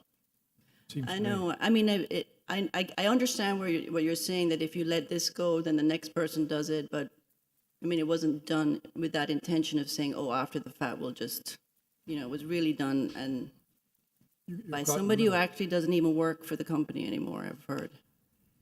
The company is at fault. You should go after them. Thank you. Thank you. Next case file, COA SP 2022-033, an application for the issuance of a special certificate of appropriateness for the property at 1317 Alhambra Circle, a contributing resource within Alhambra Circle Historic District, legally described as lots 25 and 26, block 17, Coral Gables, Section E, according to the plat thereof, is recorded in Plat Book 8 at page 13 of the Public Records of Miami-Dade County, Florida. The application requests design approval for additions and alterations to the residence and site work. The subject property was designed in the Mediterranean Revival style by William Merriam, built in 1935. Records indicate the front porch was enclosed. An arcaded loggia porch was added in 1945. A rear addition added by 1961. The space between the garage and the carport was infilled circa 1977. A pool was added in 2002 and a covered walkway and cabana were added in 2004. The property is contributing property within the Alhambra Circle Historic District. The proposed work consists of construction of a new two-car garage on the west elevation, demolition of later rear additions to the rear of the house, construction of a new rear addition, installation of new impact windows, construction of a front wall with iron fencing gates, and construction of a new driveway. With regard to the two-car garage with storage area, it will be attached to the existing carport in the west elevation. The storage area facade will be level with the carport, and the two garage entrances will step forward. The westernmost garage facade will be slightly set behind the facade of the house. Staff does have some concerns over the proposed new garage. There's no issues with the demolition of the rear additions because they were added later.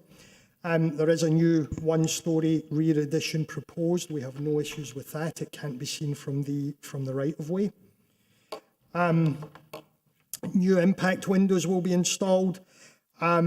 The drawings indicate the windows in the side elevations will be fixed in single casement windows, so there's a variety of windows there. We don't have any issue with the installation of impact windows. The front wall will be 4 feet high, comprised of 2 feet of concrete block and stucco with 2 feet of wrought iron fencing, so there's no real issues there.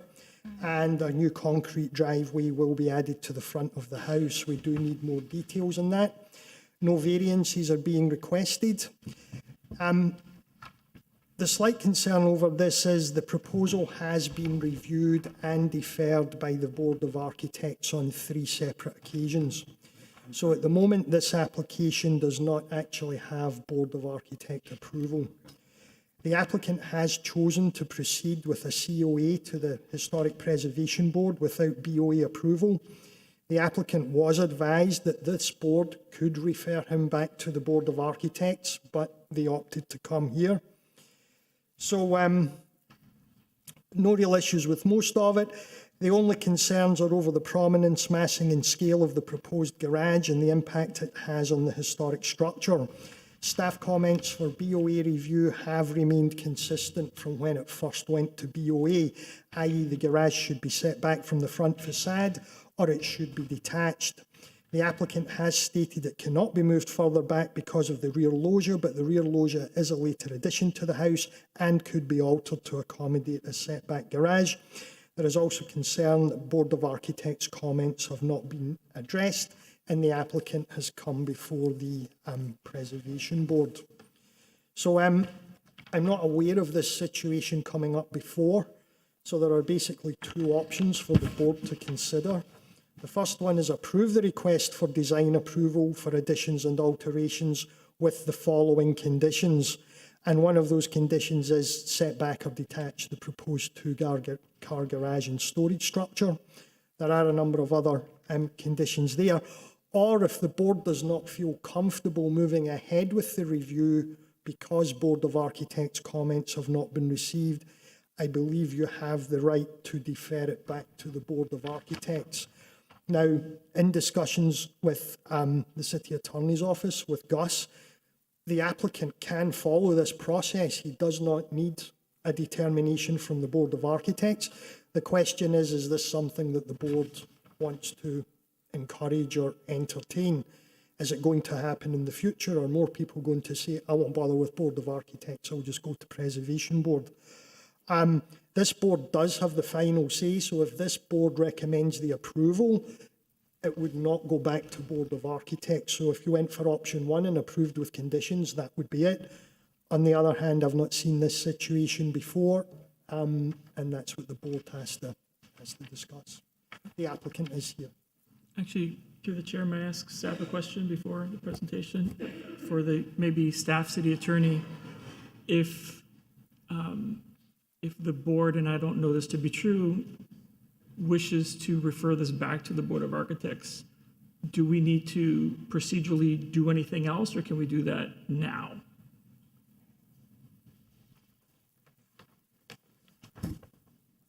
Given that staff has made a presentation, I would give an opportunity, is this on? I would give an opportunity to the applicant to respond to staff's comments. Since the presentation was made and you already heard from staff, they should have an opportunity also to be heard. Thank you. So I thought there was something in the code that required them to go to the Board of Architects for a recommendation prior to coming to this board. Did they take that out, or am I just remembering something that never existed? I know that it's required to go talk to the historic staff for a pre-application conference, but I thought in the Board of Architects section of the zoning code, there was something that requires it to go there. I must be wrong, because Gus would not have said it was appropriate. I'll double check. Okay. Okay. It's not on our, but I thought it was in the Board of Architects section. I'm sure I'm remembering something that doesn't exist, because it's already been researched. Okay, please. Okay, just to touch on that. To the microphone, your name, And please. your name, please. Sorry. David G., project manager. I'm with J. Bonfield and Associates, the architects for this project. Just to touch back on that process of how we wound up here. We had the 3 deferments. We feel that we addressed their comments. The initial submittal, they had comments about the garage mainly, that it was out of scale with the rest of the house. And we shrunk it down a lot. We moved it back as well. We changed the roof line 3 times over 3 submittals. We made the garage smaller over 3 times in 3 submittals. And we feel that we're at an impasse with the Board of Architects. They did not reject the project. They deferred it all 3 times. And in fact, I was on the way back to the Board of Architects to submit it again, just so we could get a rejection, so we could go through the appeal process. I received a call when I was on the way from someone in the Board of Architects, Simone, and she said, we have this other option. You can go directly to the historical board and present your project there without having to modify it and would no longer have to go back to the Board of Architects. So that's why we're here. And I need to ask another question. I apologize. This is probably out of order. I can be quiet. Here's what you were going to Okay. say. Well, when you went to the Board of Architects, did you go to the same board members each time you went? Or Yes. did you go to, oh, you did? It was a full board, It was a full board? yes. Wow. Okay. Okay. So the project is basically a two-car garage in the front of the house. Go to the site plan. Just to go back again with the concept of the project, the owners bought this house to remodel it. They realized that it's missing one thing that all these other houses on this, beautiful street have, and that's a garage. They were just so lucky enough that this property had this unused portion of land to the west of the existing house. It's the normal place to put a garage. So we put it there. We also tried an option of having a side approach to the garage, placing it more, what's the pointer? Maybe having it back in this direction, but we have this large oak tree here that would be in the way if we were unable to use the side approach garage because of a large oak tree. Okay. And so that was one thing. I can just touch on the rest of the project as well as the rear addition of the house that basically the Board of Architects has approved that portion of it. So the main concern is, the garage. And as you know, the Alhambra,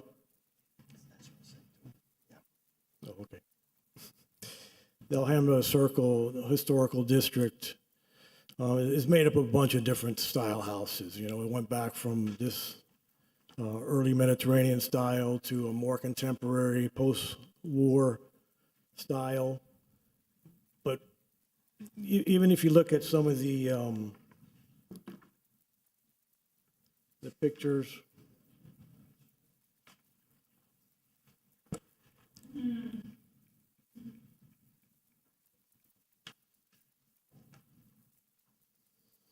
of houses in the neighborhood, they all have front approaching garages. Most of them are two-car garages with a two-door, car garage, 16 feet wide. They protrude. This is the house next door. The garage protrudes beyond the front facade of the house, and it's also a massive, thing. This one does not have one. This one is across the street, but yes, it's in a historical district, but to me, this house does not have historical value. This is another house, 2 houses away, a front approach garage. It is set back, tiny bit, but not very much. And the setback from the front property line is also very small, maybe 20 feet, 25 feet. And this is what makes the historical, Alhambra Circle an historical district. It's a street view. It's not particularly any one house or a series of houses. It's basically this. This is some other pictures of the existing house, some previous additions that were done. Not in the same style as the original house. But, one of the things that this addition of the front garage would also do is shed some of that existing structures that were done at later dates.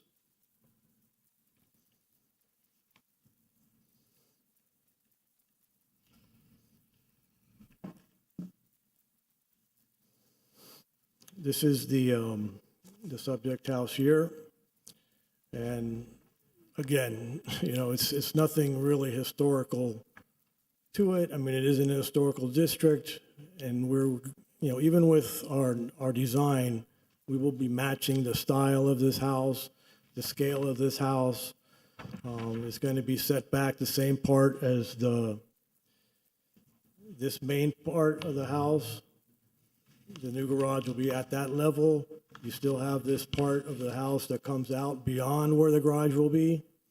So say from this part of the house to where our garage would be coming out is approximately 2 feet.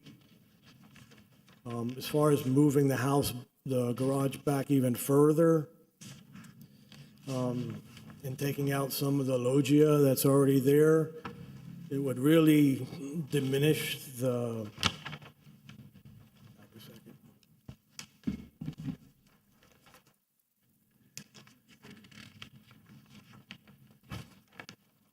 it would really diminish the courtyard effect that we're creating in this area with the loggia that wraps all the way around and the back wall of the garage. If we put it back, say, another 10 feet or something like that, that would actually make a difference. It would really shorten this whole area in here. Just ignore this. This is a second floor plan. So we don't think moving it back or changing the size of it is going to solve the situation. We feel the design is adequate to maintain the historic feel of the district, and we hope for your approval. Thank you. Hi, good afternoon. My name is Minette Villalon, and I'm the owner, along with my husband, of this property. We've decided to come to this board because we've been in front of the other board so many times, and every time we go, we make the changes that they want, but then they want more changes, and it just seems like it doesn't stop. We're sort of, this house has so many additions that have been allowed by the city throughout the years that it really doesn't have a set look to it. I mean, somewhere along the line, somebody went crazy and they started building pillars and a casita in the back. So with this garage, we sort of mask everything that's back there so you don't see it. Along that, my husband has cars. We need garage. So, we need your help and guidance to try to get this process going. We bought this house back in April, and we haven't been able to move it. It's just sitting there. So thank you for your time. Thank you. A question to the board members. Would you like to defer this back to the Board of Architects? Do you want to do public comment? No. Okay. Or would you like to hear this? I would like to defer it back to the Board of Architects, particularly since it was a full board. And I worked for the city for almost 30 years, and the Board of Architects, it's not normal to have a project go back and back and back to the Board of Architects. And I never in that amount of time saw a project that wasn't better when it got through, even if they did go multiple times to the Board of Architects. And I think it would be a slap in their face if this board just ignored the fact that they had all of these comments. And I feel badly for the property owners because, they're stuck. They just want to get their house done. But I believe that's a proper process, so I would not be comfortable bypassing them. Do we want to provide comments on, or, but I'm a little concerned. I agree with Donna that we rarely take up anything that's not been approved by the Board of Architects. My concern is that we get the Board of Architects approval for whatever additional revisions, and then we're not happy. So I don't want to whipsaw the homeowner, but when I saw these, I did have reservations about the garage. So I'm not, I don't want to usurp either the Board of Architects or this board.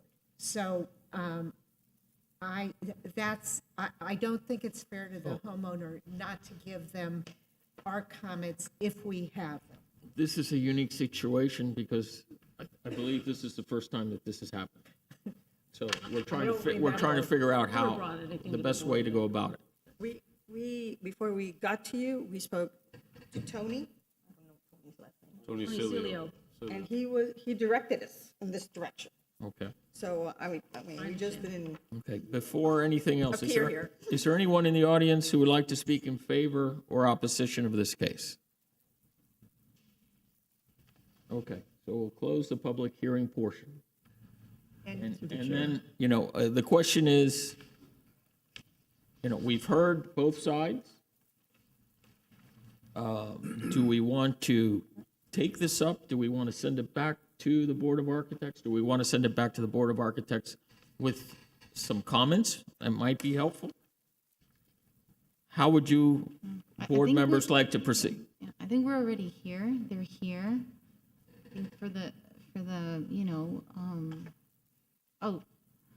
I think for time purposes, since they've been doing this since April, it would be efficient if we would give them some review comments or concerns now, and then we send it back to Board of Architects.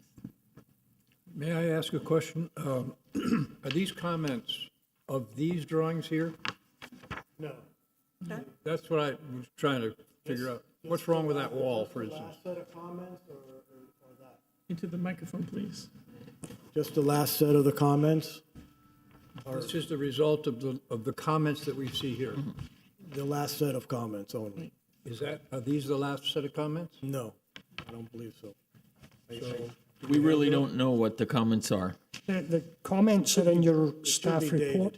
Okay. We have two options submitted by staff.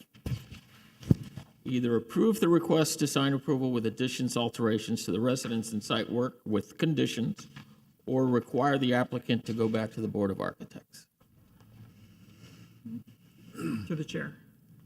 I'm gonna ask you a question. So the last Board of Architects on October 13th was address previous comments. So we don't know which of the previous comments have or have not been addressed. When I reviewed the application, I shared the architect's comments. I shared the exact comments that they had.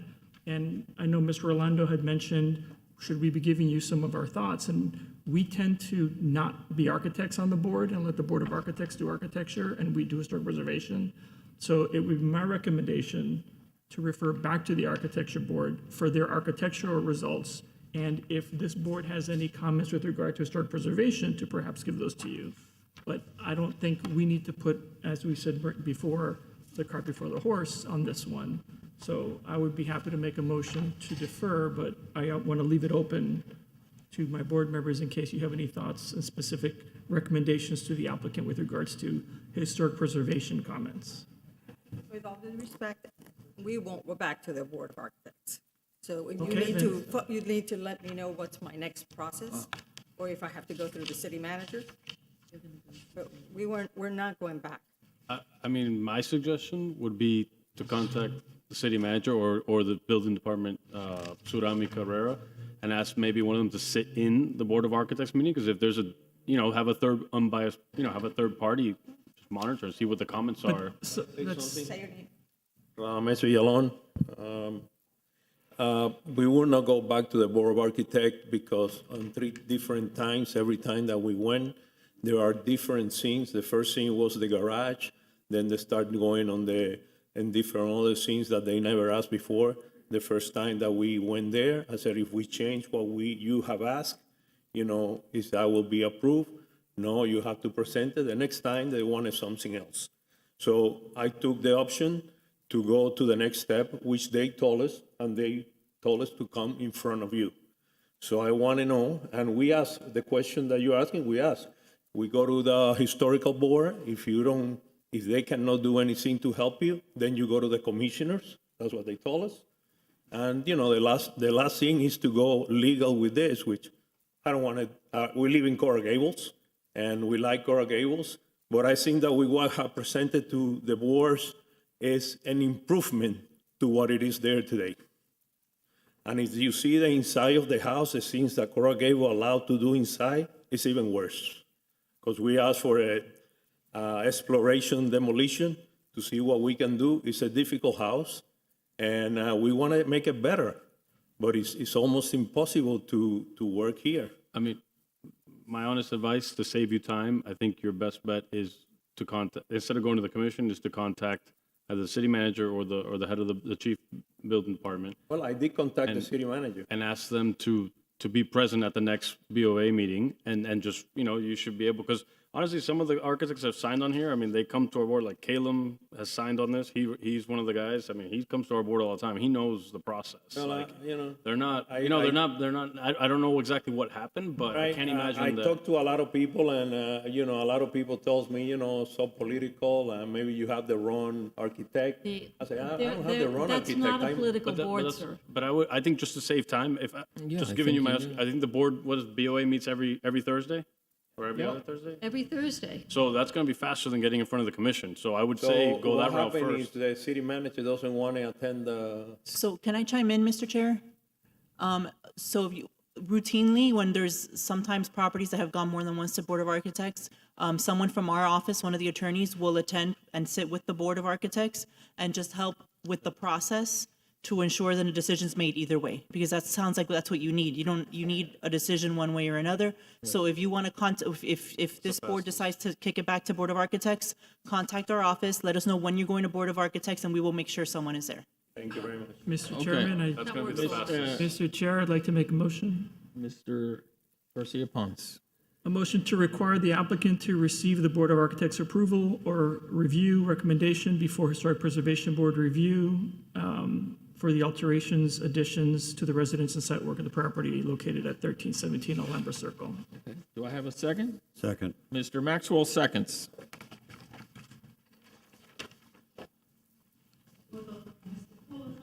Yes. Yes? Yes. Yes. Yes. Yes. Yes. Yes. Yes. Okay. Next case file COA SP 2022-034, an application for the issuance of a special certificate of appropriateness for the property at 1258 Obispo Avenue, a contributing resource within Obispo Avenue Historic District, legally described as lots 1 and 2, Block 3, Coral Gables, Section E, according to the plat thereof, is recorded in Plat Book 8 at page 13 of the Public Records of Miami-Dade County, Florida. The application requests design approval for the demolition of the existing residence. Mr. Adams. Okay. This property is a contributing property within the Obispo Avenue Historic District. The residence was permitted in 1945, designed by architect William Merriam. In 2014, a special COA was approved for a large one-storied addition to the residence. This was never built and the COA expired.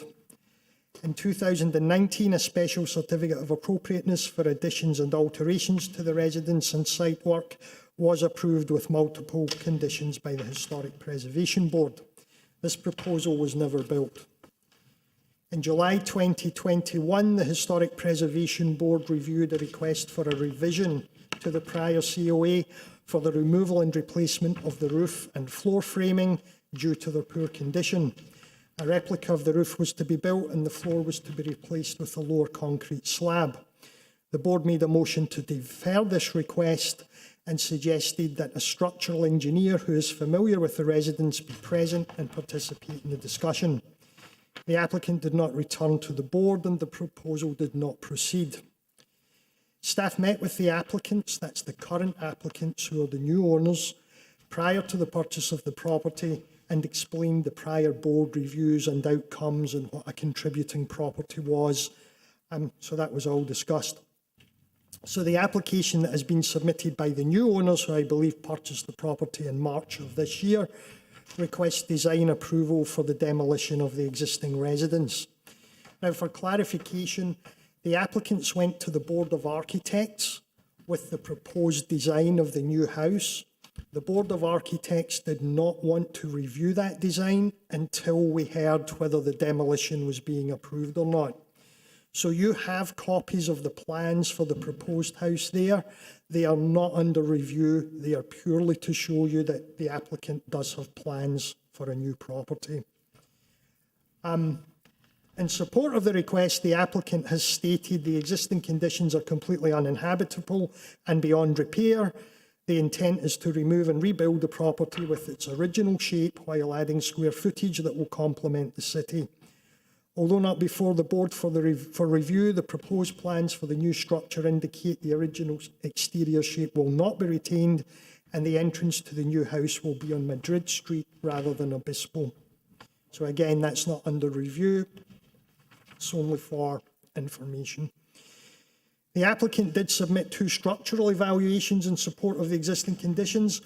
The first evaluation was done in 2020, which I believe was possibly prepared by the prior owner to meet the board requirement to have a structural engineer go there. There was no notification of wood decay, termite damage, damage to structural members, water damage, subfloor framing damage, and that there had been some repair work.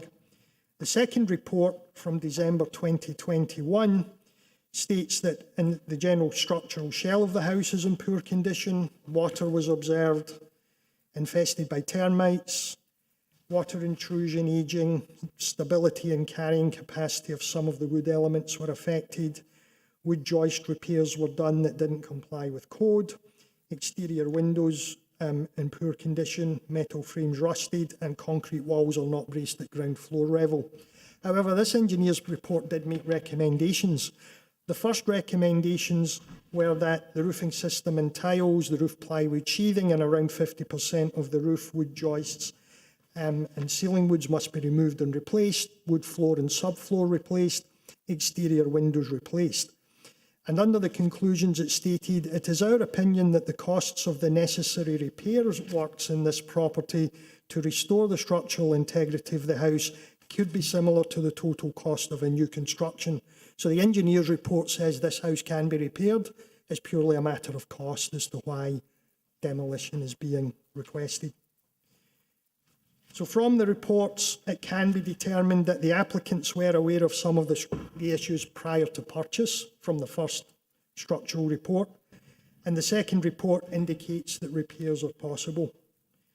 So the code states that when considering a request to demolish a structure within a historic district, a certain section of the code applies regarding demolition. I've included that in the report for your review. So,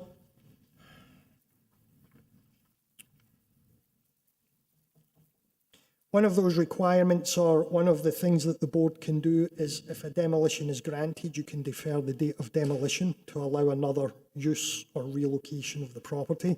So staff would recommend that if that's the option you're taking, that the demolition is deferred. There's another option for the board if demolition is approved, that materials or architectural features from the house be salvaged and retained for the reuse in other structures, so staff would recommend that. And also under this section, there are a number of factors that the board shall consider when determining whether a property should be demolished. So you must consider these criteria. So number one is the degree to which the building, structure, improvement or site contributes to the historic and or architectural significance of the district. And staff's response to that is the building is contributing resource within the district. Its removal would irreversibly and negatively impact the historic and architectural significance. The second one is whether the building structure improvement is one of the last remaining examples of its kind in the neighbourhood, or this building is not one of the last remaining examples of its kind in the neighbourhood.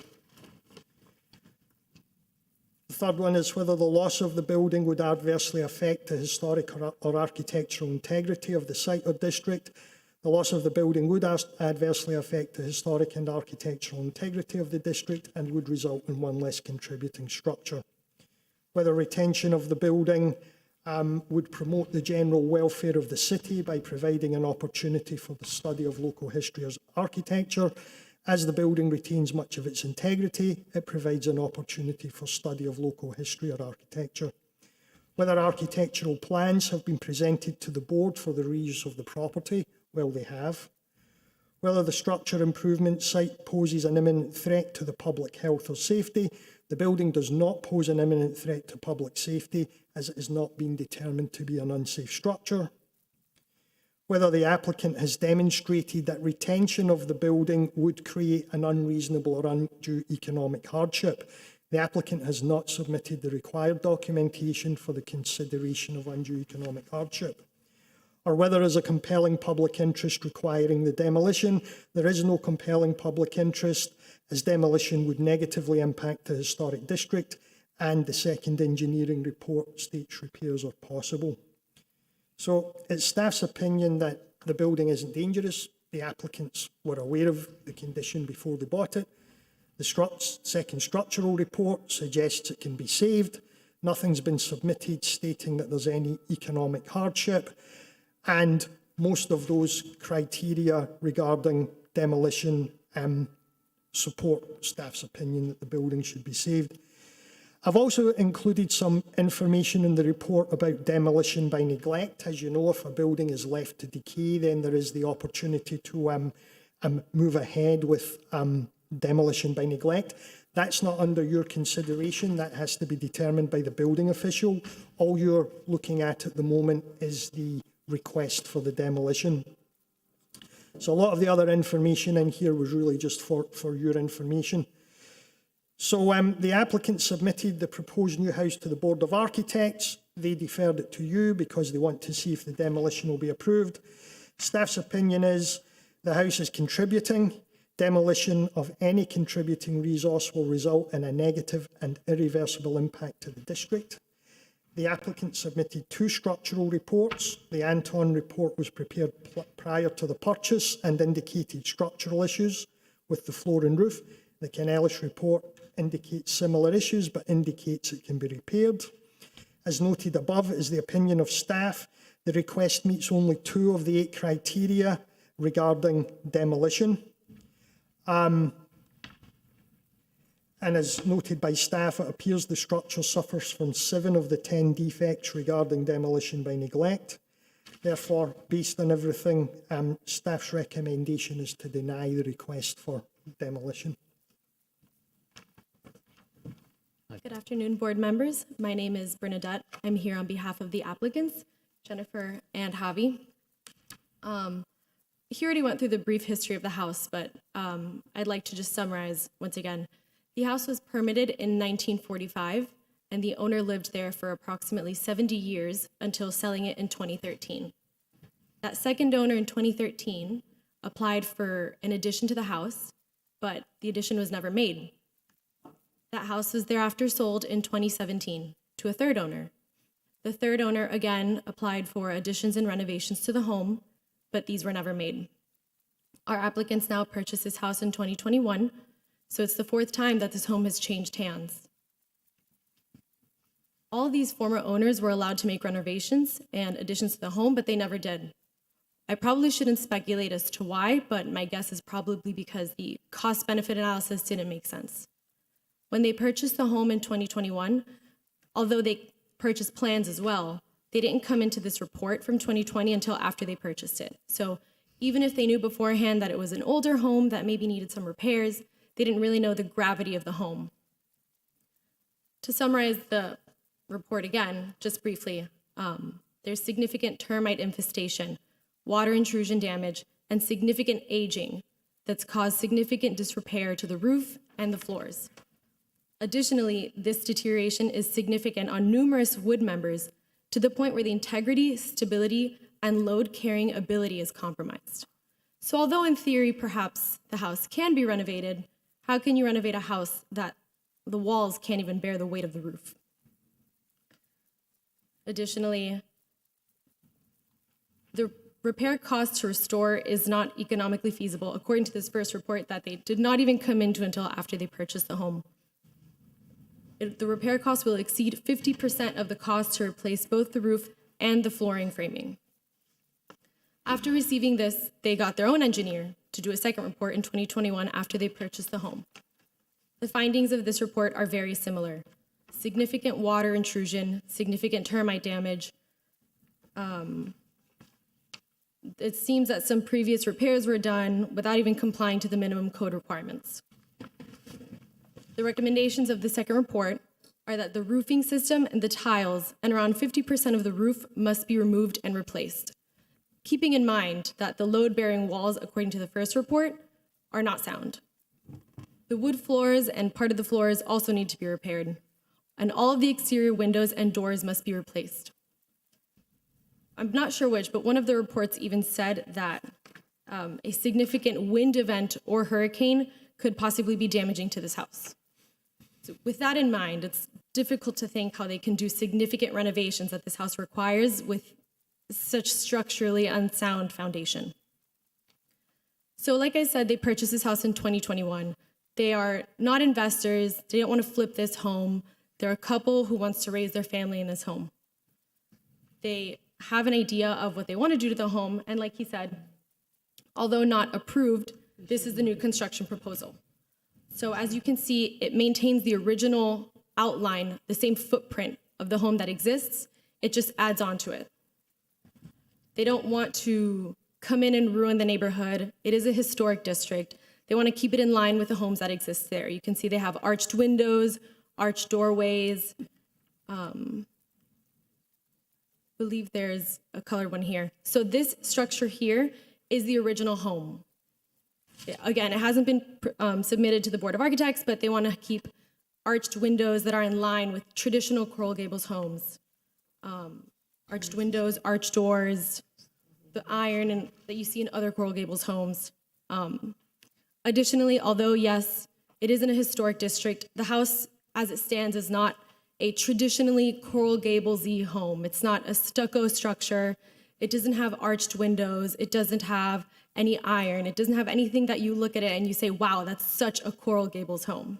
It's a home for all intents and purposes that, although in a historic district, really could belong in any other neighborhood in Miami.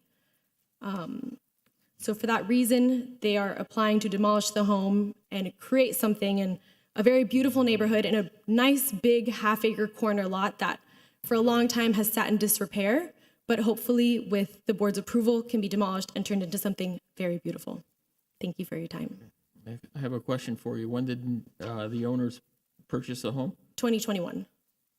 And have they done anything to secure the home? That's what my question is. Since it was in bad condition? They don't live in the home right now. It doesn't matter. They own the home, correct? Have Yes. they done anything to, any repairs? Have they done anything to secure the home? The water intrusion, anything? There were a few broken windows, and they repaired the windows to fix the glass that was the water that was coming in, because there was active water intrusion as well. Okay, but they haven't fixed the roof? Well, they didn't want to put money into a home that they were hoping to demolish if it wasn't structurally sound. They purchased the home to live in the home. Right, but they didn't know the state of disrepair and the dilapidation that the home had when they bought it until they came into the first engineering report after they'd already purchased it. No, from what I read, the second engineering report says that the house, can be repaired. Well, it can be repaired, but the structural soundness is not there. Well, if there's a wind event or if there's a hurricane that could hurt the home, then how much repair can you do? How can you realistically repair a whole roof that a hurricane could knock down? Okay, that's done all the time. That's a roof repair. Yeah. And they bought a historically designated home. I can't imagine they bought that house and decided they could demolish it. I just can't imagine that was in their thought when they purchased the home. Well, And they knew the condition of the home when they bought it.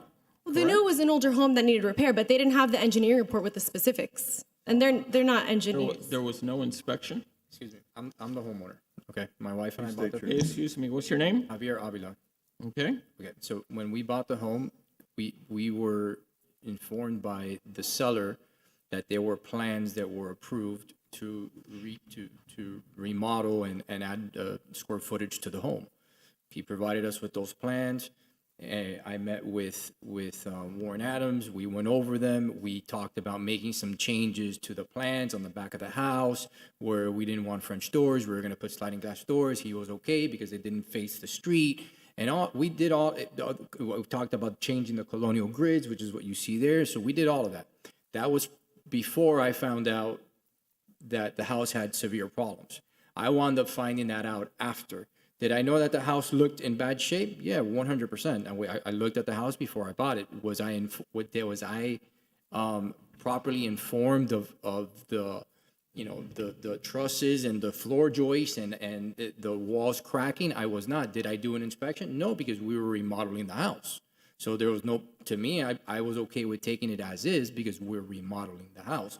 We bought the house with plans. It was later on that we started seeing, hey, this is a little bit worse than when we thought. So I reached out to the seller and he goes, hey, look, I got a report from the so-and-so. He got me the report. I said, let me do my own report. I got my own report, which is the report that's been presented to you guys. On a separate note, I've met with multiple GCs. I don't know if you guys know, but my wife and I are in the window business. We do a lot of work here in the city. We do a lot of work with Warren and Kara. And so we know the process. And I met with multiple GCs that I've worked with in the past, and I've brought them the home that my wife and I want to build, that we want to live in. This is where I'm going to have, hopefully, my first child and raise my child. And they're all telling me the exact same thing. Javi, we can try to preserve those 3 walls that were originally approved in the plans, but there is no guarantee that we're going to be able to preserve them. So it's going to cost more money, and there's no guarantee. That just doesn't work for me. So that's where I'm at right now. So it's really about the money, because it's going to cost you so much money to make it livable. No, it wasn't. It's not just about. It's about that there's no guarantee that they're going to be able to disassemble the trusses. And I know that one report says 50%, but I recently took a couple months back. I took a roofer, Atlas Roofing, out to the house to take a look at it, and they said, "Look, my suggestion is we redo everything because there's patches and I'm not a roofer, but there's patches and connections and weird things going on in the attic that he's like, I'll be honest with you, I don't even want to touch it. The only way that I'd suggest you guys deal with this is rip the whole roof off and do it again from scratch. Parts of the house around the kitchen area, you're walking, you better pray because you might fall right through. The house is it's just really bad. It's really bad. And it's not, yes, money is 100%. It's part of my calculation, but the main part is I'm going to make an additional investment because it costs more to try to preserve with no guarantee that I'm going to preserve it.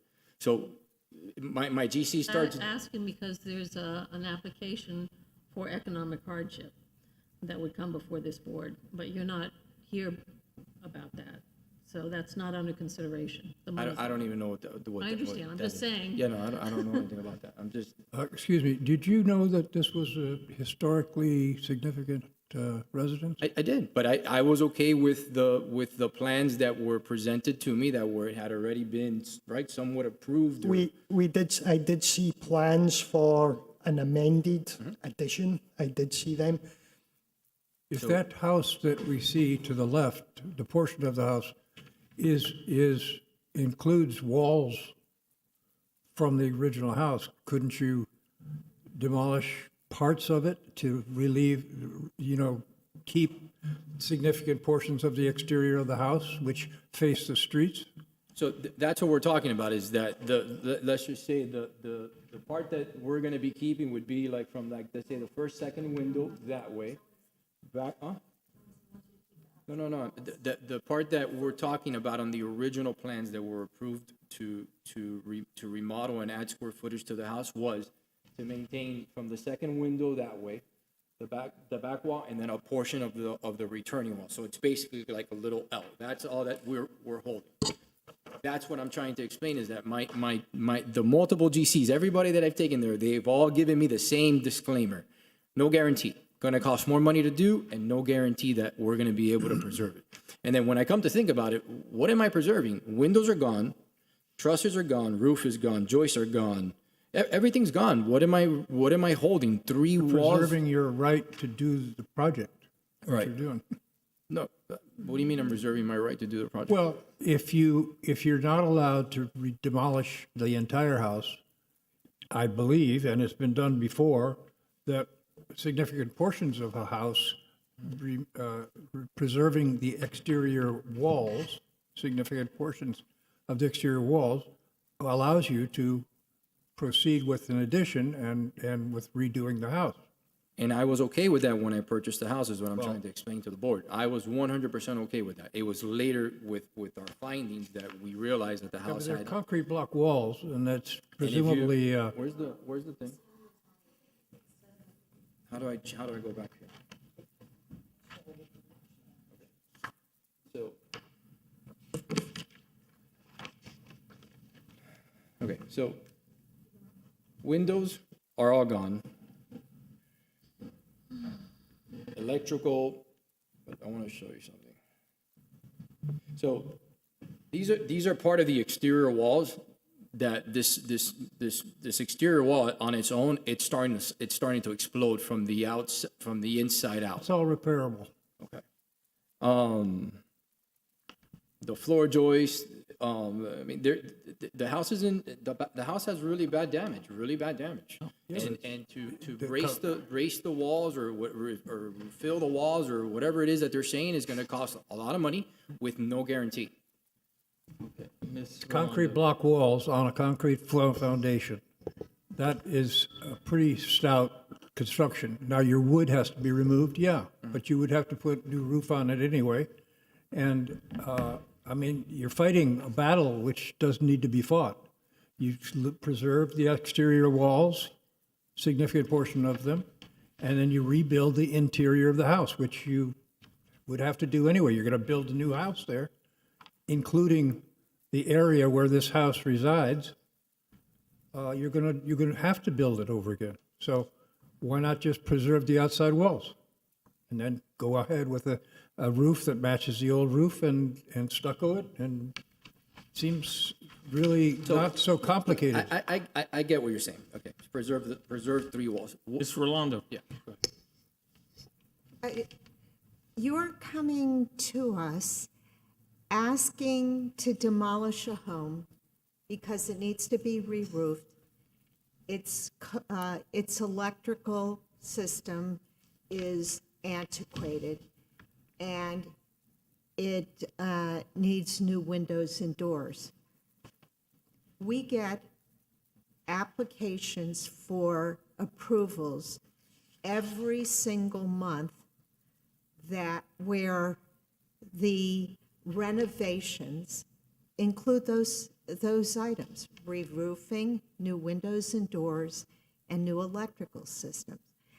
That's not justification for demolishing a home. You're saying that there's termite damage. I totally believe you. But if the termites have been marching through that home for 10 years and nothing has been done, that doesn't necessarily make the home worthy of demolition. Same thing with water intrusion. We get situations here regularly where there's been significant water intrusion because of issues with the windows and doors, the stucco failing, whatever. This is a 75-year-old home, and it's been neglected. But you haven't convinced me that it's worthy of demolition. Does it need a lot of work? Totally. I think anybody who buys a home in this condition and doesn't do an inspection to quantify the scope of the issues before you close, you're trying to make that failure a reason for demolition. So I'm not prepared to say that this home, and we've seen plenty of homes come through here with a lot worse water intrusion than this So situation. my request is not, yes, the electrical is part of it, windows is part of it, 100%, but it's the structural component that is my reasoning for wanting to demolish the home.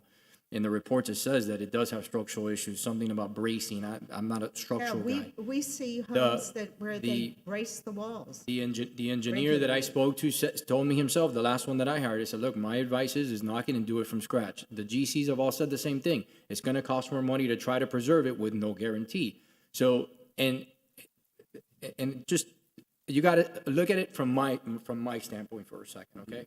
So, and I'm gonna repeat it again, what am I preserving? All the roof has to go, the flooring has to go, the windows gotta go, everything's gotta go. What am I preserving? 3 walls? To risk preserving 3 walls, and I'm gonna spend more money with no guarantee? And then I'm gonna be honest with you, I wanna live in a house that I'm gonna feel safe. I've lived in this city for over 20 years. I've lived in the same place for 12, waiting for my dream home to be built so that I can, hopefully have my first child. So I want to live in a home that I'm going to feel safe. Does that house make me feel safe? Absolutely not. 0. So that's where I'm coming to you guys. I mean, put yourself in my shoes for a second. What am I preserving? 3 walls with no guarantee?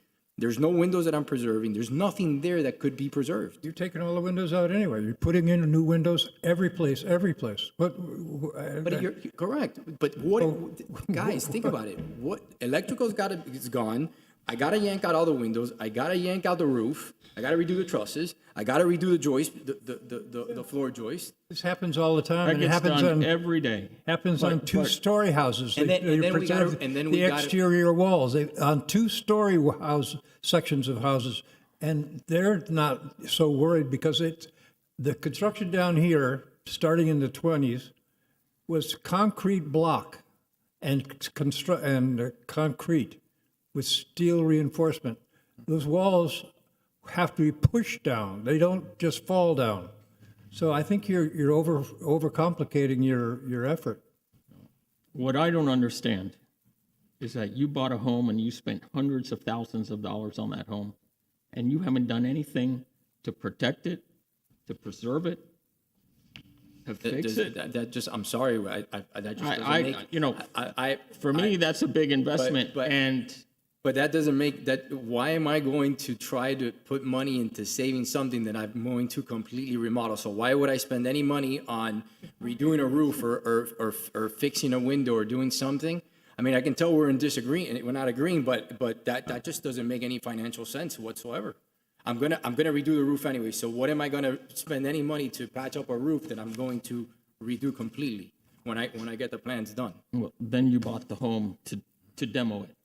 No, I bought the home to do the plans that were approved. We've already agreed that there were plans that were approved for the home when I purchased the home. That was my intention. I met with Warren, right, Warren? Didn't I meet with you prior? I met with Warren prior to purchasing the home. I told the seller, give me a week, let me sit with the city. I met with him, my wife and I, and we went through everything. So there was no intention of knocking down the house or anything. That came after. Warren and I sat, we went through the plans, and that was the intention. Okay. We did sit down and review plans for an addition. That was done. So my understanding was there was an addition being built. One had been approved not long before that. It was very similar. We made a few amendments, but then we received the application for demolition. Yeah. Okay. And one more thing, the CMUs are hollow. So that's another reason why it showed it in one of the pictures. Okay. Is there anyone in the audience who would like to speak in favor or opposition of this case? Okay. I would say, Chair, we have a letter from Corellia Carbonell, Historic Preservation Association of Coral Gables. You have copies of it. Recommend to work with staff and the applicant for a plan to avoid demolition of 1250 Obispo Avenue. We cannot support the total demolition of a contributing structure in a historic district. Okay. Well, I'm entertaining motions. I have one question for staff, and I'm sure the answer is yes, but have you discussed with the owner the process of a COA and how a lot of this could be reviewed and as part of a future project that comes in, taking consideration of what needs to be redone as opposed to demolish and start from scratch? Yeah, that was sort of discussed at the time we were discussing the addition about what the process was, what should be kept. And I should point out the prior application to the board was sort of left unresolved by the previous owner. The previous owner wanted to sink the floor level inside the house, take the roof off and replace it. The board had no issue with lowering the floor level in the house, but they wanted an engineer to come along to explain just how bad the roof was. So that's where it was left, and that never went forward, and then it was purchased. So that last application was left sort of hanging. I just, one last comment. I think it's important to understand the willingness of staff to work with all conditions of all properties, inclusive of redoing the floors and roofs. So it doesn't have to be demo and rebuild. It could be an COA of an existing building with major renovation. So I wouldn't fear the next process if it comes to a denial today.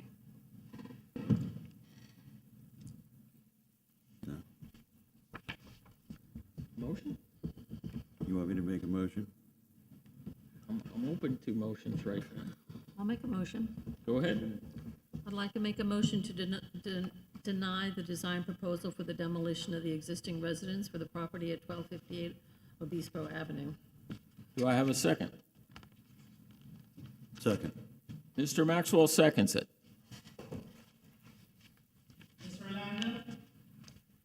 Yes. Yes. Yes. Yes. Yes. Yes. Yes. Yes. Thank you. Thank you. Next case file, COA SP 2022-035. An application for the issuance of a special certificate of appropriateness for the property at 4520 Santa Maria Street, a contributing resource within the Florida Pioneer Village Historic District and the Santa Maria Street Historic District legally describes as lots 28, 29, and the north 45 feet of lot 30, block 93, Coral Gables Country Club, section part 5, according to the plat thereof, as recorded in Plat Book 23, page 55 of the Public Records of Miami-Dade County, Florida. The application requests design approval for the installation of a flat concrete rooftop. Okay, built in 1924, the residence was designed in the Greek Revival style by John Skinner, Coulton Skinner, and John Pearson. It's a contributing resource within the Florida Pioneer Village Historic District and the Santa Maria Historic District.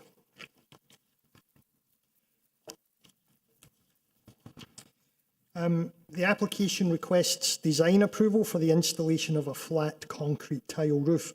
The proposed tile is a flat white concrete Bel Air Royal Palm roof tile. In the letter of intent, the applicant states the tiles are basically the same as those currently on the property. The roof tiles have been purchased and the roof has leaks and is in desperate need of replacement. The original drawings indicate the roof was originally surfaced with asbestos shingles, and the historic photograph indicates they were a dark grey colour. On August 4th, 2022, the Board of Architects reviewed a similar application for a dark charcoal concrete slate tile for the property at 4320 Santa Maria Street, which is a contributing resource. The house again was built in 1938 in the Greek Revival style, and the original drawings indicate tile or asbestos shingles.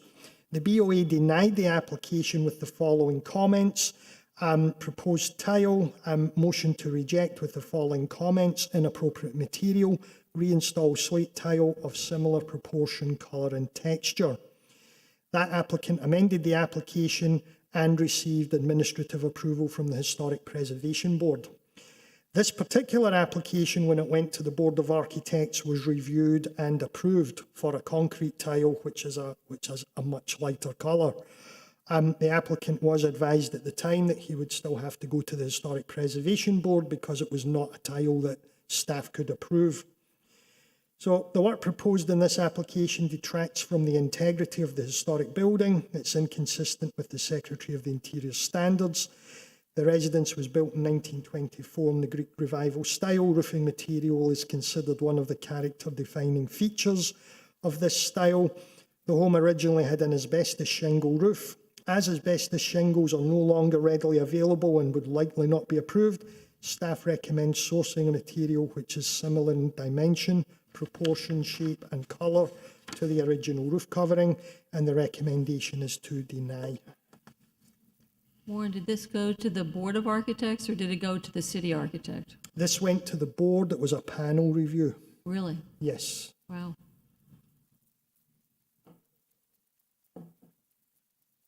I always wanted someone to come in and actually do shingles on one of those.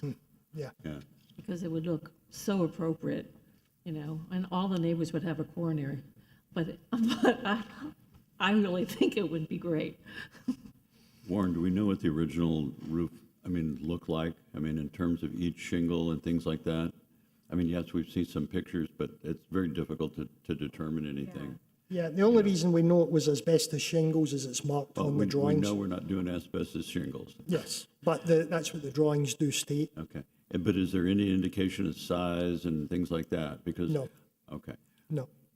At Colonial Williamsburg, now that's a special case, they created their own shingles because they originally had wood and they made them out of concrete because for fire protection. And I understand, the situation's difficult.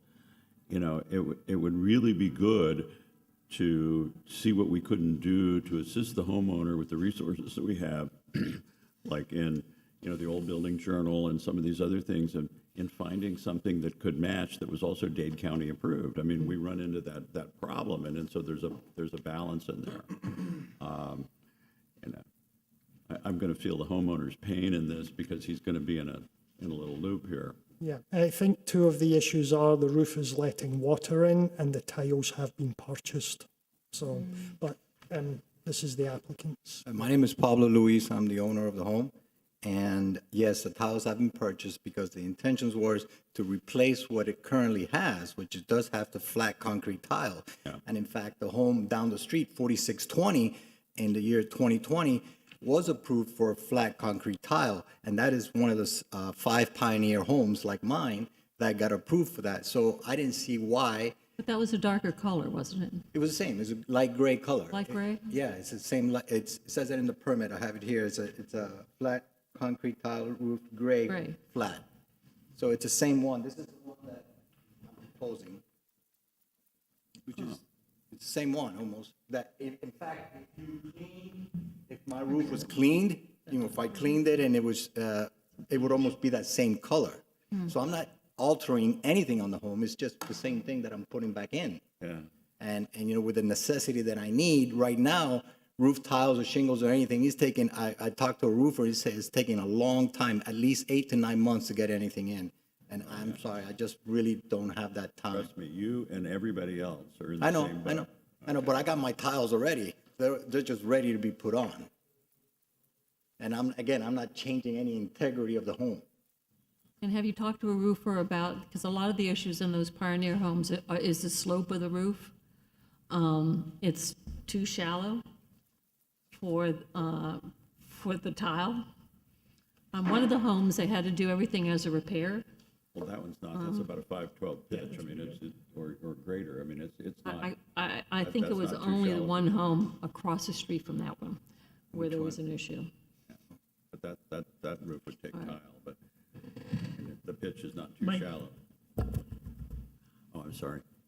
I can't hear myself either. A question for staff, and it just seems like the roof is really dark, and if it's because it's just mold or something on it, is there some way to clarify that this light tile matches the existing? Because I think my concern would be the shade of gray. It just seems too light compared to what I know the building to be. But if staff tells me that it's the same, that would help me. But we would need to do more research into what the existing roof colour is. It is. Would I'm it be telling you. appropriate for us to put this off for a month pending that investigation? I think it's leaking. Yeah, It is leaking. I actually got tarps on it right now. Yeah. I'm In sorry? fact, we Got we tarps on it right now. we were Welcome to actually Florida. beyond the. I walk by this house every morning. We were It's actually It's beyond around the- the corner from my house, and he's done a lot of work to that house. We were actually beyond the submittal date, but because the roof was leaking, we said, get your application Yeah. into me in the next 2 days and we'll push it through. Jesus Christ. It's the last one of the day. It's a toughie. Huh? That's tough. It's the same thing. It's the same tile that I'm putting on. I'm not doing anything else.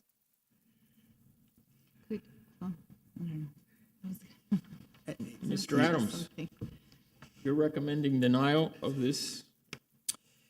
Yes, because the prior one that went to Board of Architects, the property owner was told he could not use a concrete tile and he had to get something more in terms of dimensions and depth and texture and colour to either asbestos shingles. And so he came up with the Ludovici slate, which was sort of thinner, darker, which seemed to work. And that didn't even have to come to you because staff could do it at a staff level. This has come to you because, well, the Board of Architects denied one and approved the next one. They approved this one. And we felt it should come to the board because it's similar to what's on there now, but it's not similar to what was on there originally. Yeah, but again, the same thing happened to that house down the street, 4620 Santa Maria. I mean, they put the flat concrete tile roof. That's a different circumstance. I know, but he's bringing up another point. No? Each circumstance is different. Yeah. This one. And why not the shingle? Did I miss that? Like, why not go to the shingle roof? Well, Asbestos. The what? It's no longer manufactured. You can't do any, Not shingle not roofs. not the exact one, not the original one. Is wouldn't a shingle roof a piece historic? Well, Or, I would love it. I think mean, it it's would be cheaper great. too. It's gonna be cheaper. and yeah, it's but I so already much got the cheaper. tiles thinking, Oh, I'm you putting bought the the exact tiles. same thing. So I figured there was no problem. I didn't even know what was before. I mean, we don't get letters saying you need to replace it with what was before. So I said, it's got a flat concrete tile. I just get the same thing and it'll No, be I'm okay. just saying, it sucks because the shingle would have looked really cool. Like the one, I think, right. the The one where in front does. No, the blue one where Shane lives, Battier. Yeah. Oh, yeah. That one's really Saying pretty. The one in That front, Benny did, that was the one in really- front, I think has it too, but then the house 4620 has, flat tile roof. And the tile guy won't take it back because there's so many people that need roof tile, like the weights The are. thing is not that, I gotta wait at least 8 to 9 months and I can't. But even for shingle? I don't know, he said it's gotten really bad because of the rains that just happened. Oh, yeah. And so it's gotten really bad. No, the lead times are really long for a roof tile. Yeah, I mean, All even mine, when I ordered them, I had to wait 6 months. Yeah. It's easily. I mean, I'm just looking at it the way that I look at it. I'm not changing any integrity of the property. None at all. Can I ask a question? The structure can support the tile? I mean, this type of a structure? Well, he's got tile Construction now. type? He has Doesn't tile seem- now. He has a tile now. He has a tile now. Yeah. So But if that was an original, and then this concrete tile was sitting there for many years, and that's not the original construction type of the house, so it would support something so heavy, I don't know. If it's something, I don't know, I'm just thinking out loud. You have any ideas, Mr. Fullerton? I'd say, I'd I would clean make it and come back. a motion to and- approve. I mean, if it were up to me right now. Are you making a motion? Are you making a motion? I make a motion to approve the design proposal for the installation of a flat concrete tile roof on the property located 4520 Santa Maria Street, Coral Gables. Do I have a second?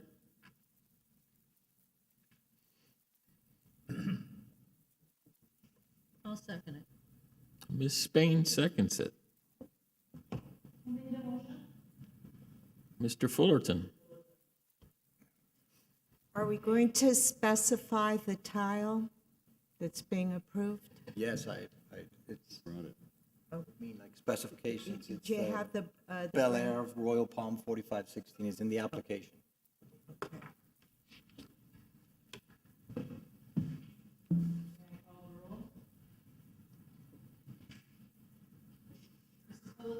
Yes. Ms. May? Yes. Mr. Maxwell? Yes. Fahrenheit? Ms. McAfee? Yes. Wants to approve this. Ms. Rolando? Yes. Ms. Garcia Pons? No. Mr. Durana? Yes. Mr. Menendez? Yes. Motion passes.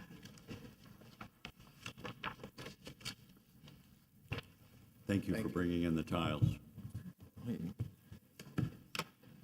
doesn't look good. Mr. Adams, any discussion items? A couple of things.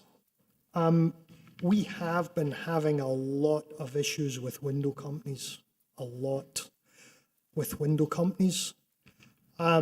Staff approving certain windows, those windows not being installed, the owner not realizing until after the work is done. We go and do the inspection, we don't approve it. The manufacturer blames the installer. They say you picked them up and signed for them. The installer blames the manufacturer, said, well, you made them wrong. Manufacturer says, but you checked them before. And it's the homeowner that's stuck in the middle, and it's us or you that are the bad guys.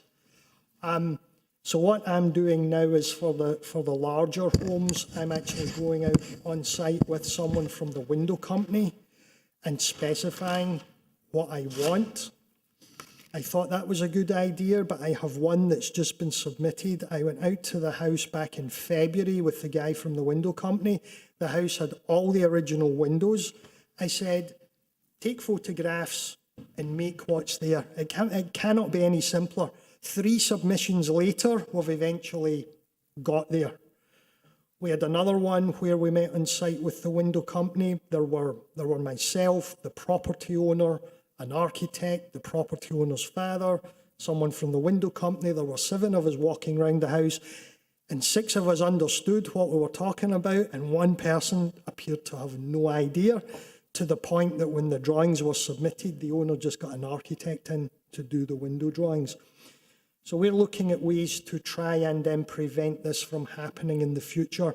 I'm actually requesting window companies now mark on the drawings that they're responsible for what goes in, and they're going to take full responsibility if it messes up.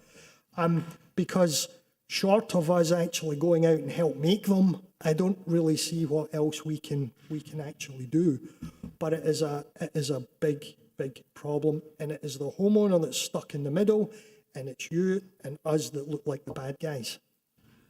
We've had this discussion before, and we talked about shop drawings to be submitted at the time that that they were doing the permit. I'm going to go back to that. Yep. Because, and I would highly recommend that, because if you're buying windows, they're going to give you the shop drawings well in advance, and we can and have the opportunity to have staff approve those shop drawings. Yep. Now, The shop drawings aren't going to put the window type. the shop They'll have the window type, they won't have the configuration. the shop drawings can be as detailed as we require them to be. And It's only the plans that show the configuration of the windows. the shop drawings can be as, Yeah, you can, I mean, you've seen it, like you get the elevation of the plans of the house and you submit it with your window shop drawings. I mean, at that point, you make the window subcontractor stamp it and say, I am certifying that what You can my do it if NOAs it's at are the same providing time together. is Yeah. what's on the elevations. And I mean, I think the other thing is, if it does come to us, I think the window guy needs to be present. I mean, the same way, when I call inspections for electrical, mechanical, plumbing, the first thing the inspector says, where's the electrician? If he's not on site, he turns around, he fails me, and he walks away. exactly. Like, so to us, it's like, unless your window guy's gonna come here and explain why he did what he did, I think, because it's kind of like, we feel bad for the owner, but why wasn't the window guy here? Yeah, exactly. And as you saw tonight, it's the homeowner that's stuck with the expense or the legal proceedings or whatever happens. But is there any way to, They blame the city.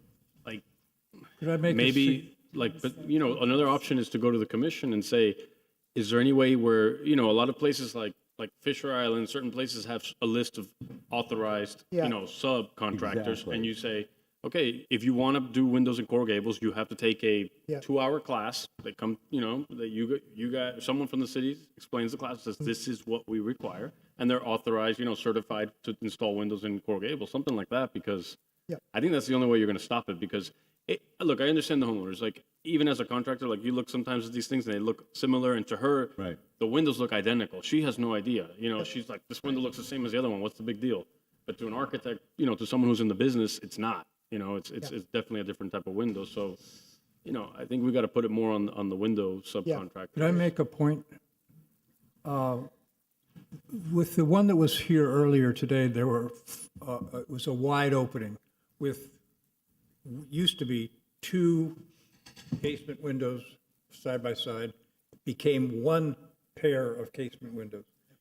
Part of the problem with the casement windows in changing their dimension in bedrooms especially is that they don't qualify anymore for escape routes. Oh, that's true, the egress. And But we- what my suggestion is that we allow, or we encourage, the window companies to come up with a solution that looks like 2, but is actually only 1. Yep. That is a heavy mullion in the middle, and let them do that. Because I know I have casement windows all over all the houses I've ever had, and we've never opened them, but when we did, we could get out of the house because they were the old style. And we explain that to owners, that some windows you may not be able to do what was originally there, but that's what we sit down with them for and say, okay, you need this window for egress, it's on the back, you need one large window, not a problem. So we do sit down and go through that and work with the applicants. I'm even relatively flexible. Some of these houses originally had 4 casement windows all right next to each other. I'm even say to applicants, look, if you want to have 2 of them opening and 2 of them fixed, I'm okay with that. So we work with applicants as much as we can, but it seems to be no matter how much we work and give, we still get the wrong things put in. Yeah. Well, I think the point was well made about having the contractor, the window manufacturer That's the only present. way, and then there's no excuse. I mean, it sucks, it's expensive, you mess up, it's going to be expensive, but. Yeah. Yeah, And we you've been warned, impress you've been on the trained, you've been, it's. We should impress on the owners how important it is that the windows are right and I mean, they don't look, get hoodwinked. If I open up an opening for a window for a client and it's the wrong size, I have to reopen it and fix it at my cost. I mean, it happens to me, so why not, enforce the same? I would still go for the shop drawings to be submitted and Yeah. require them. I mean, I think, first of all, that's the easiest thing to do. And then moving forward to what Javier is saying about training and some other things like that, I think we could do that for a number of things. Roofing tiles. Yeah, that's true. I mean, same thing for roofers. You have to be an authorized Stucco roofer to- finishes. And something simple. It's not, 1-hour class, 30, just an online seminar where even if it's just online, they click a video and, it's up, at that point, it's on them to. And it's on them. I mean, we need to be able to shift the responsibility away from the homeowner back to the person who's actually responsible. Because we're the bad guys. Yeah, When they exactly. get here. Yeah, we're And the we bad haven't done guys in anything. the city. It makes the city look bad and inconsistent. And is serendipitous, and it's just the opposite. But And it's also what Albert said too. It's imagine the homeowner that spent the extra money and did it the right way. They overpaid then, and the other person, comes in and gets away with, Exactly. it's not fair. staff I mean, I'd doesn't be see upset if my neighbor across the street from me got, I spent, 10 grand more and they got the you'd same. notice. Yeah, of course. But I really like your idea of the educating, and that you can't be the licensed installer in Coral Gables. And I also think if you're coming before this board asking for an after-the-fact approval, you better have the window guy and your GC there. That's a really good point. So add that one too. So if you're coming in for any after the fact, you must bring your window installer. okay? And the original permitted, drawings Yep. to that. If I'd like to bring up one other thing that this sort of dovetails into, at least according to my thinking, and that would be the preservation plans, that we've been looking at. Perhaps it would be a good thing to have a subcommittee or something come up with to look at that process and begin to add to it. And so when we begin to look at preservation plans, we know what should be in them, and that it's a long-term, not just this immediate fix, and so that we can begin to address that. I'd like to put that on the agenda for us to begin to do for this coming year, whether it's a subcommittee process or something. I think it would help the city manager. I think it would help everybody that comes into here. The last one that we reviewed, where the young lady architect, she did a very good job. And I think had she had a little more guidance, it would have been a spectacular job. And I think we can move to solve these kinds of things, with a little bit of proactivity. And I realize, and it's not a criticism, there's just been a huge push to do this, and it's all coming sort of at one time. So maybe we can get ahead of the game, in this coming year. Okay. And I thank One you, by the way, one for- final thing. I was speaking with unsafe structures and building code yesterday.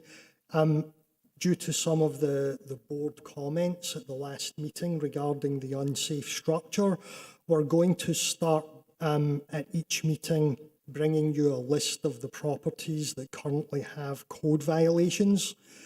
We will not be discussing them because they could very well end up in front of you, but I don't think a question like, well, what's the issue with this one or what's the issue with this one, I think that would be okay.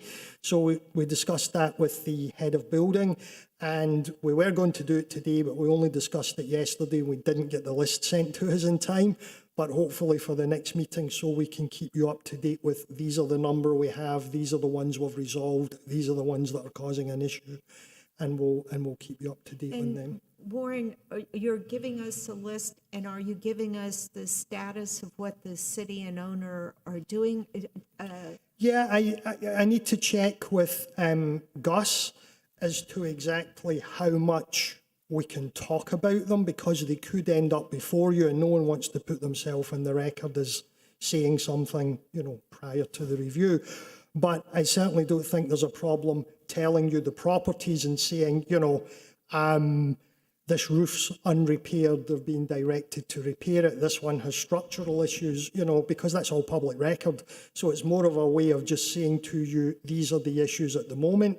And the following month, hopefully we can say, okay, we've resolved these two, we've given these people an extension, this one's done nothing, and at least just keep you up to date. Yeah, that brings up a good point. I want to say about 6 or 8 months ago, we had a home come to us on Sevilla, where we recommended to the property owner that they get a designation, and subsequently to their request for a deferral for a number of other things, they've demolished most of the garage. The house is in even worse condition than it was. It's not secured. If it's the same one I'm thinking of, that is one of the properties. That sure lends me to thinking that I'm not going to vote for deferrals in the future. Well, basically the way it works is, every month we have a meeting, and if someone has code violations before imposing fines, we'll look at them, and if we see the owner is working to address the issues, we'll give them an extension. But sometimes it gets to a point where you're thinking, they've done nothing in 6 months, so that's it, no more extensions. It's time to take it to the next level. So we have no issue working with people if they're moving ahead, to do the work. But it's the ones that there's continual excuses or 4 months between submittals, and they're the ones we get concerned about. Yeah, it's difficult.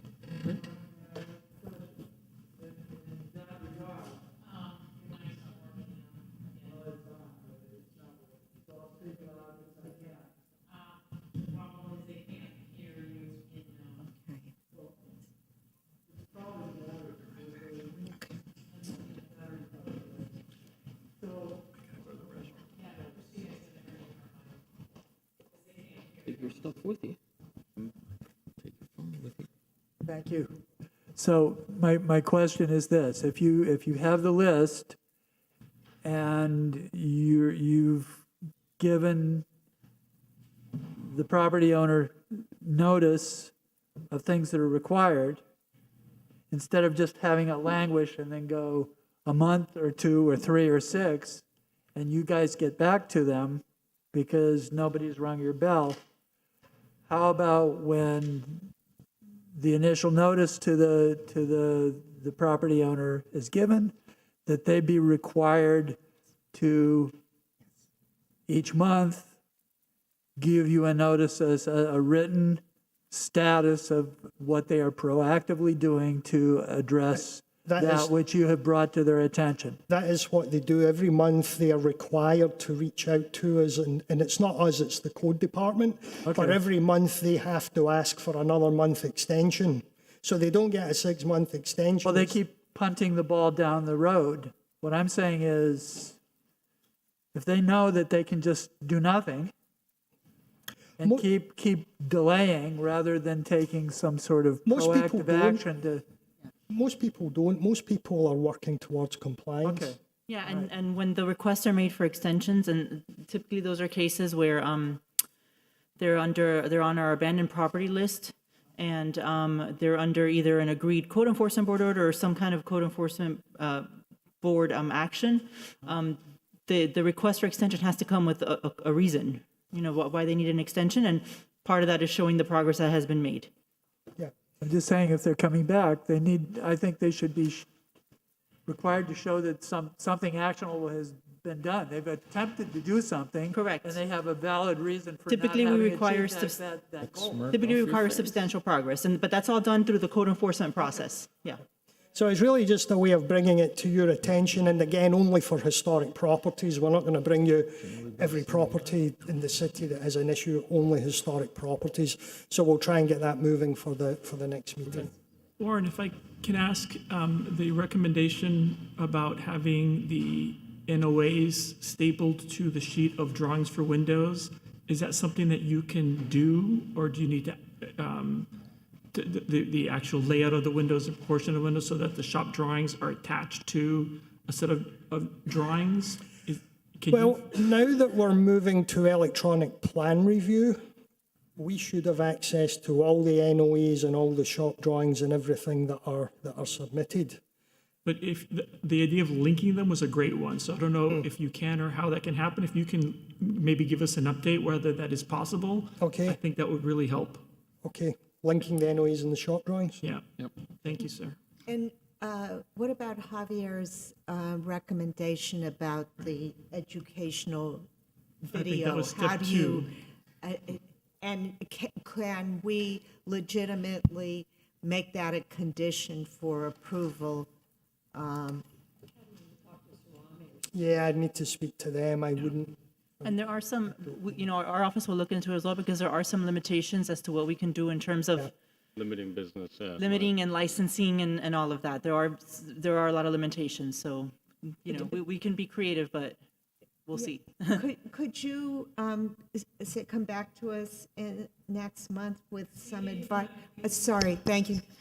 Could you come back to us in a month with your ideas or what we can do and not do? We can review the suggestion and see what's possible.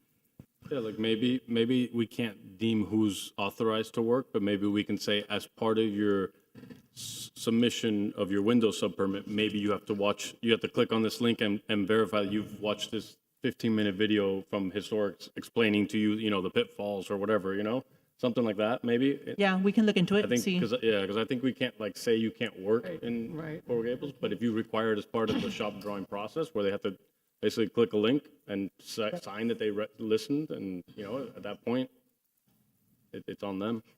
Because I think what we want to do is make clear that the Windows sub is responsible for the compliance. Yeah.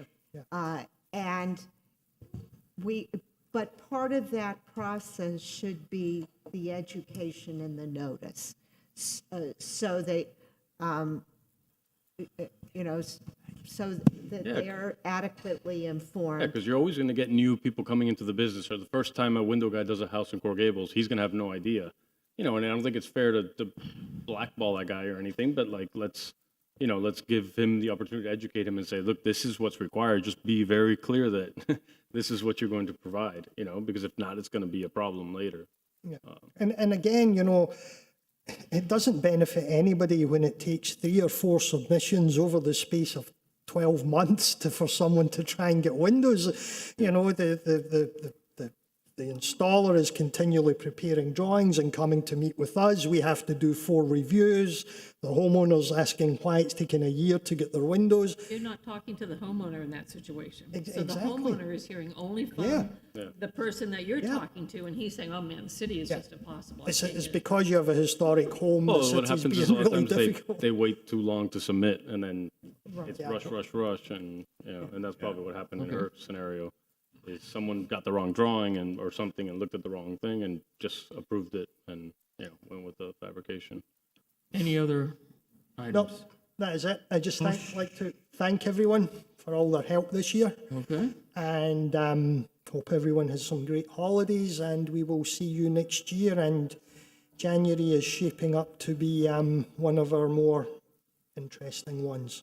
Well, happy Hogmanay. Thank you, Warren. Motion to adjourn. Adjourn. Adjourn. Happy New Year. And motion for, thank you for the goodies. Thank you. Thank you, Nancy. Thank you, Yay! Yeah, I ate the brownie. No one enjoyed them at all. I second that motion. You're taking it.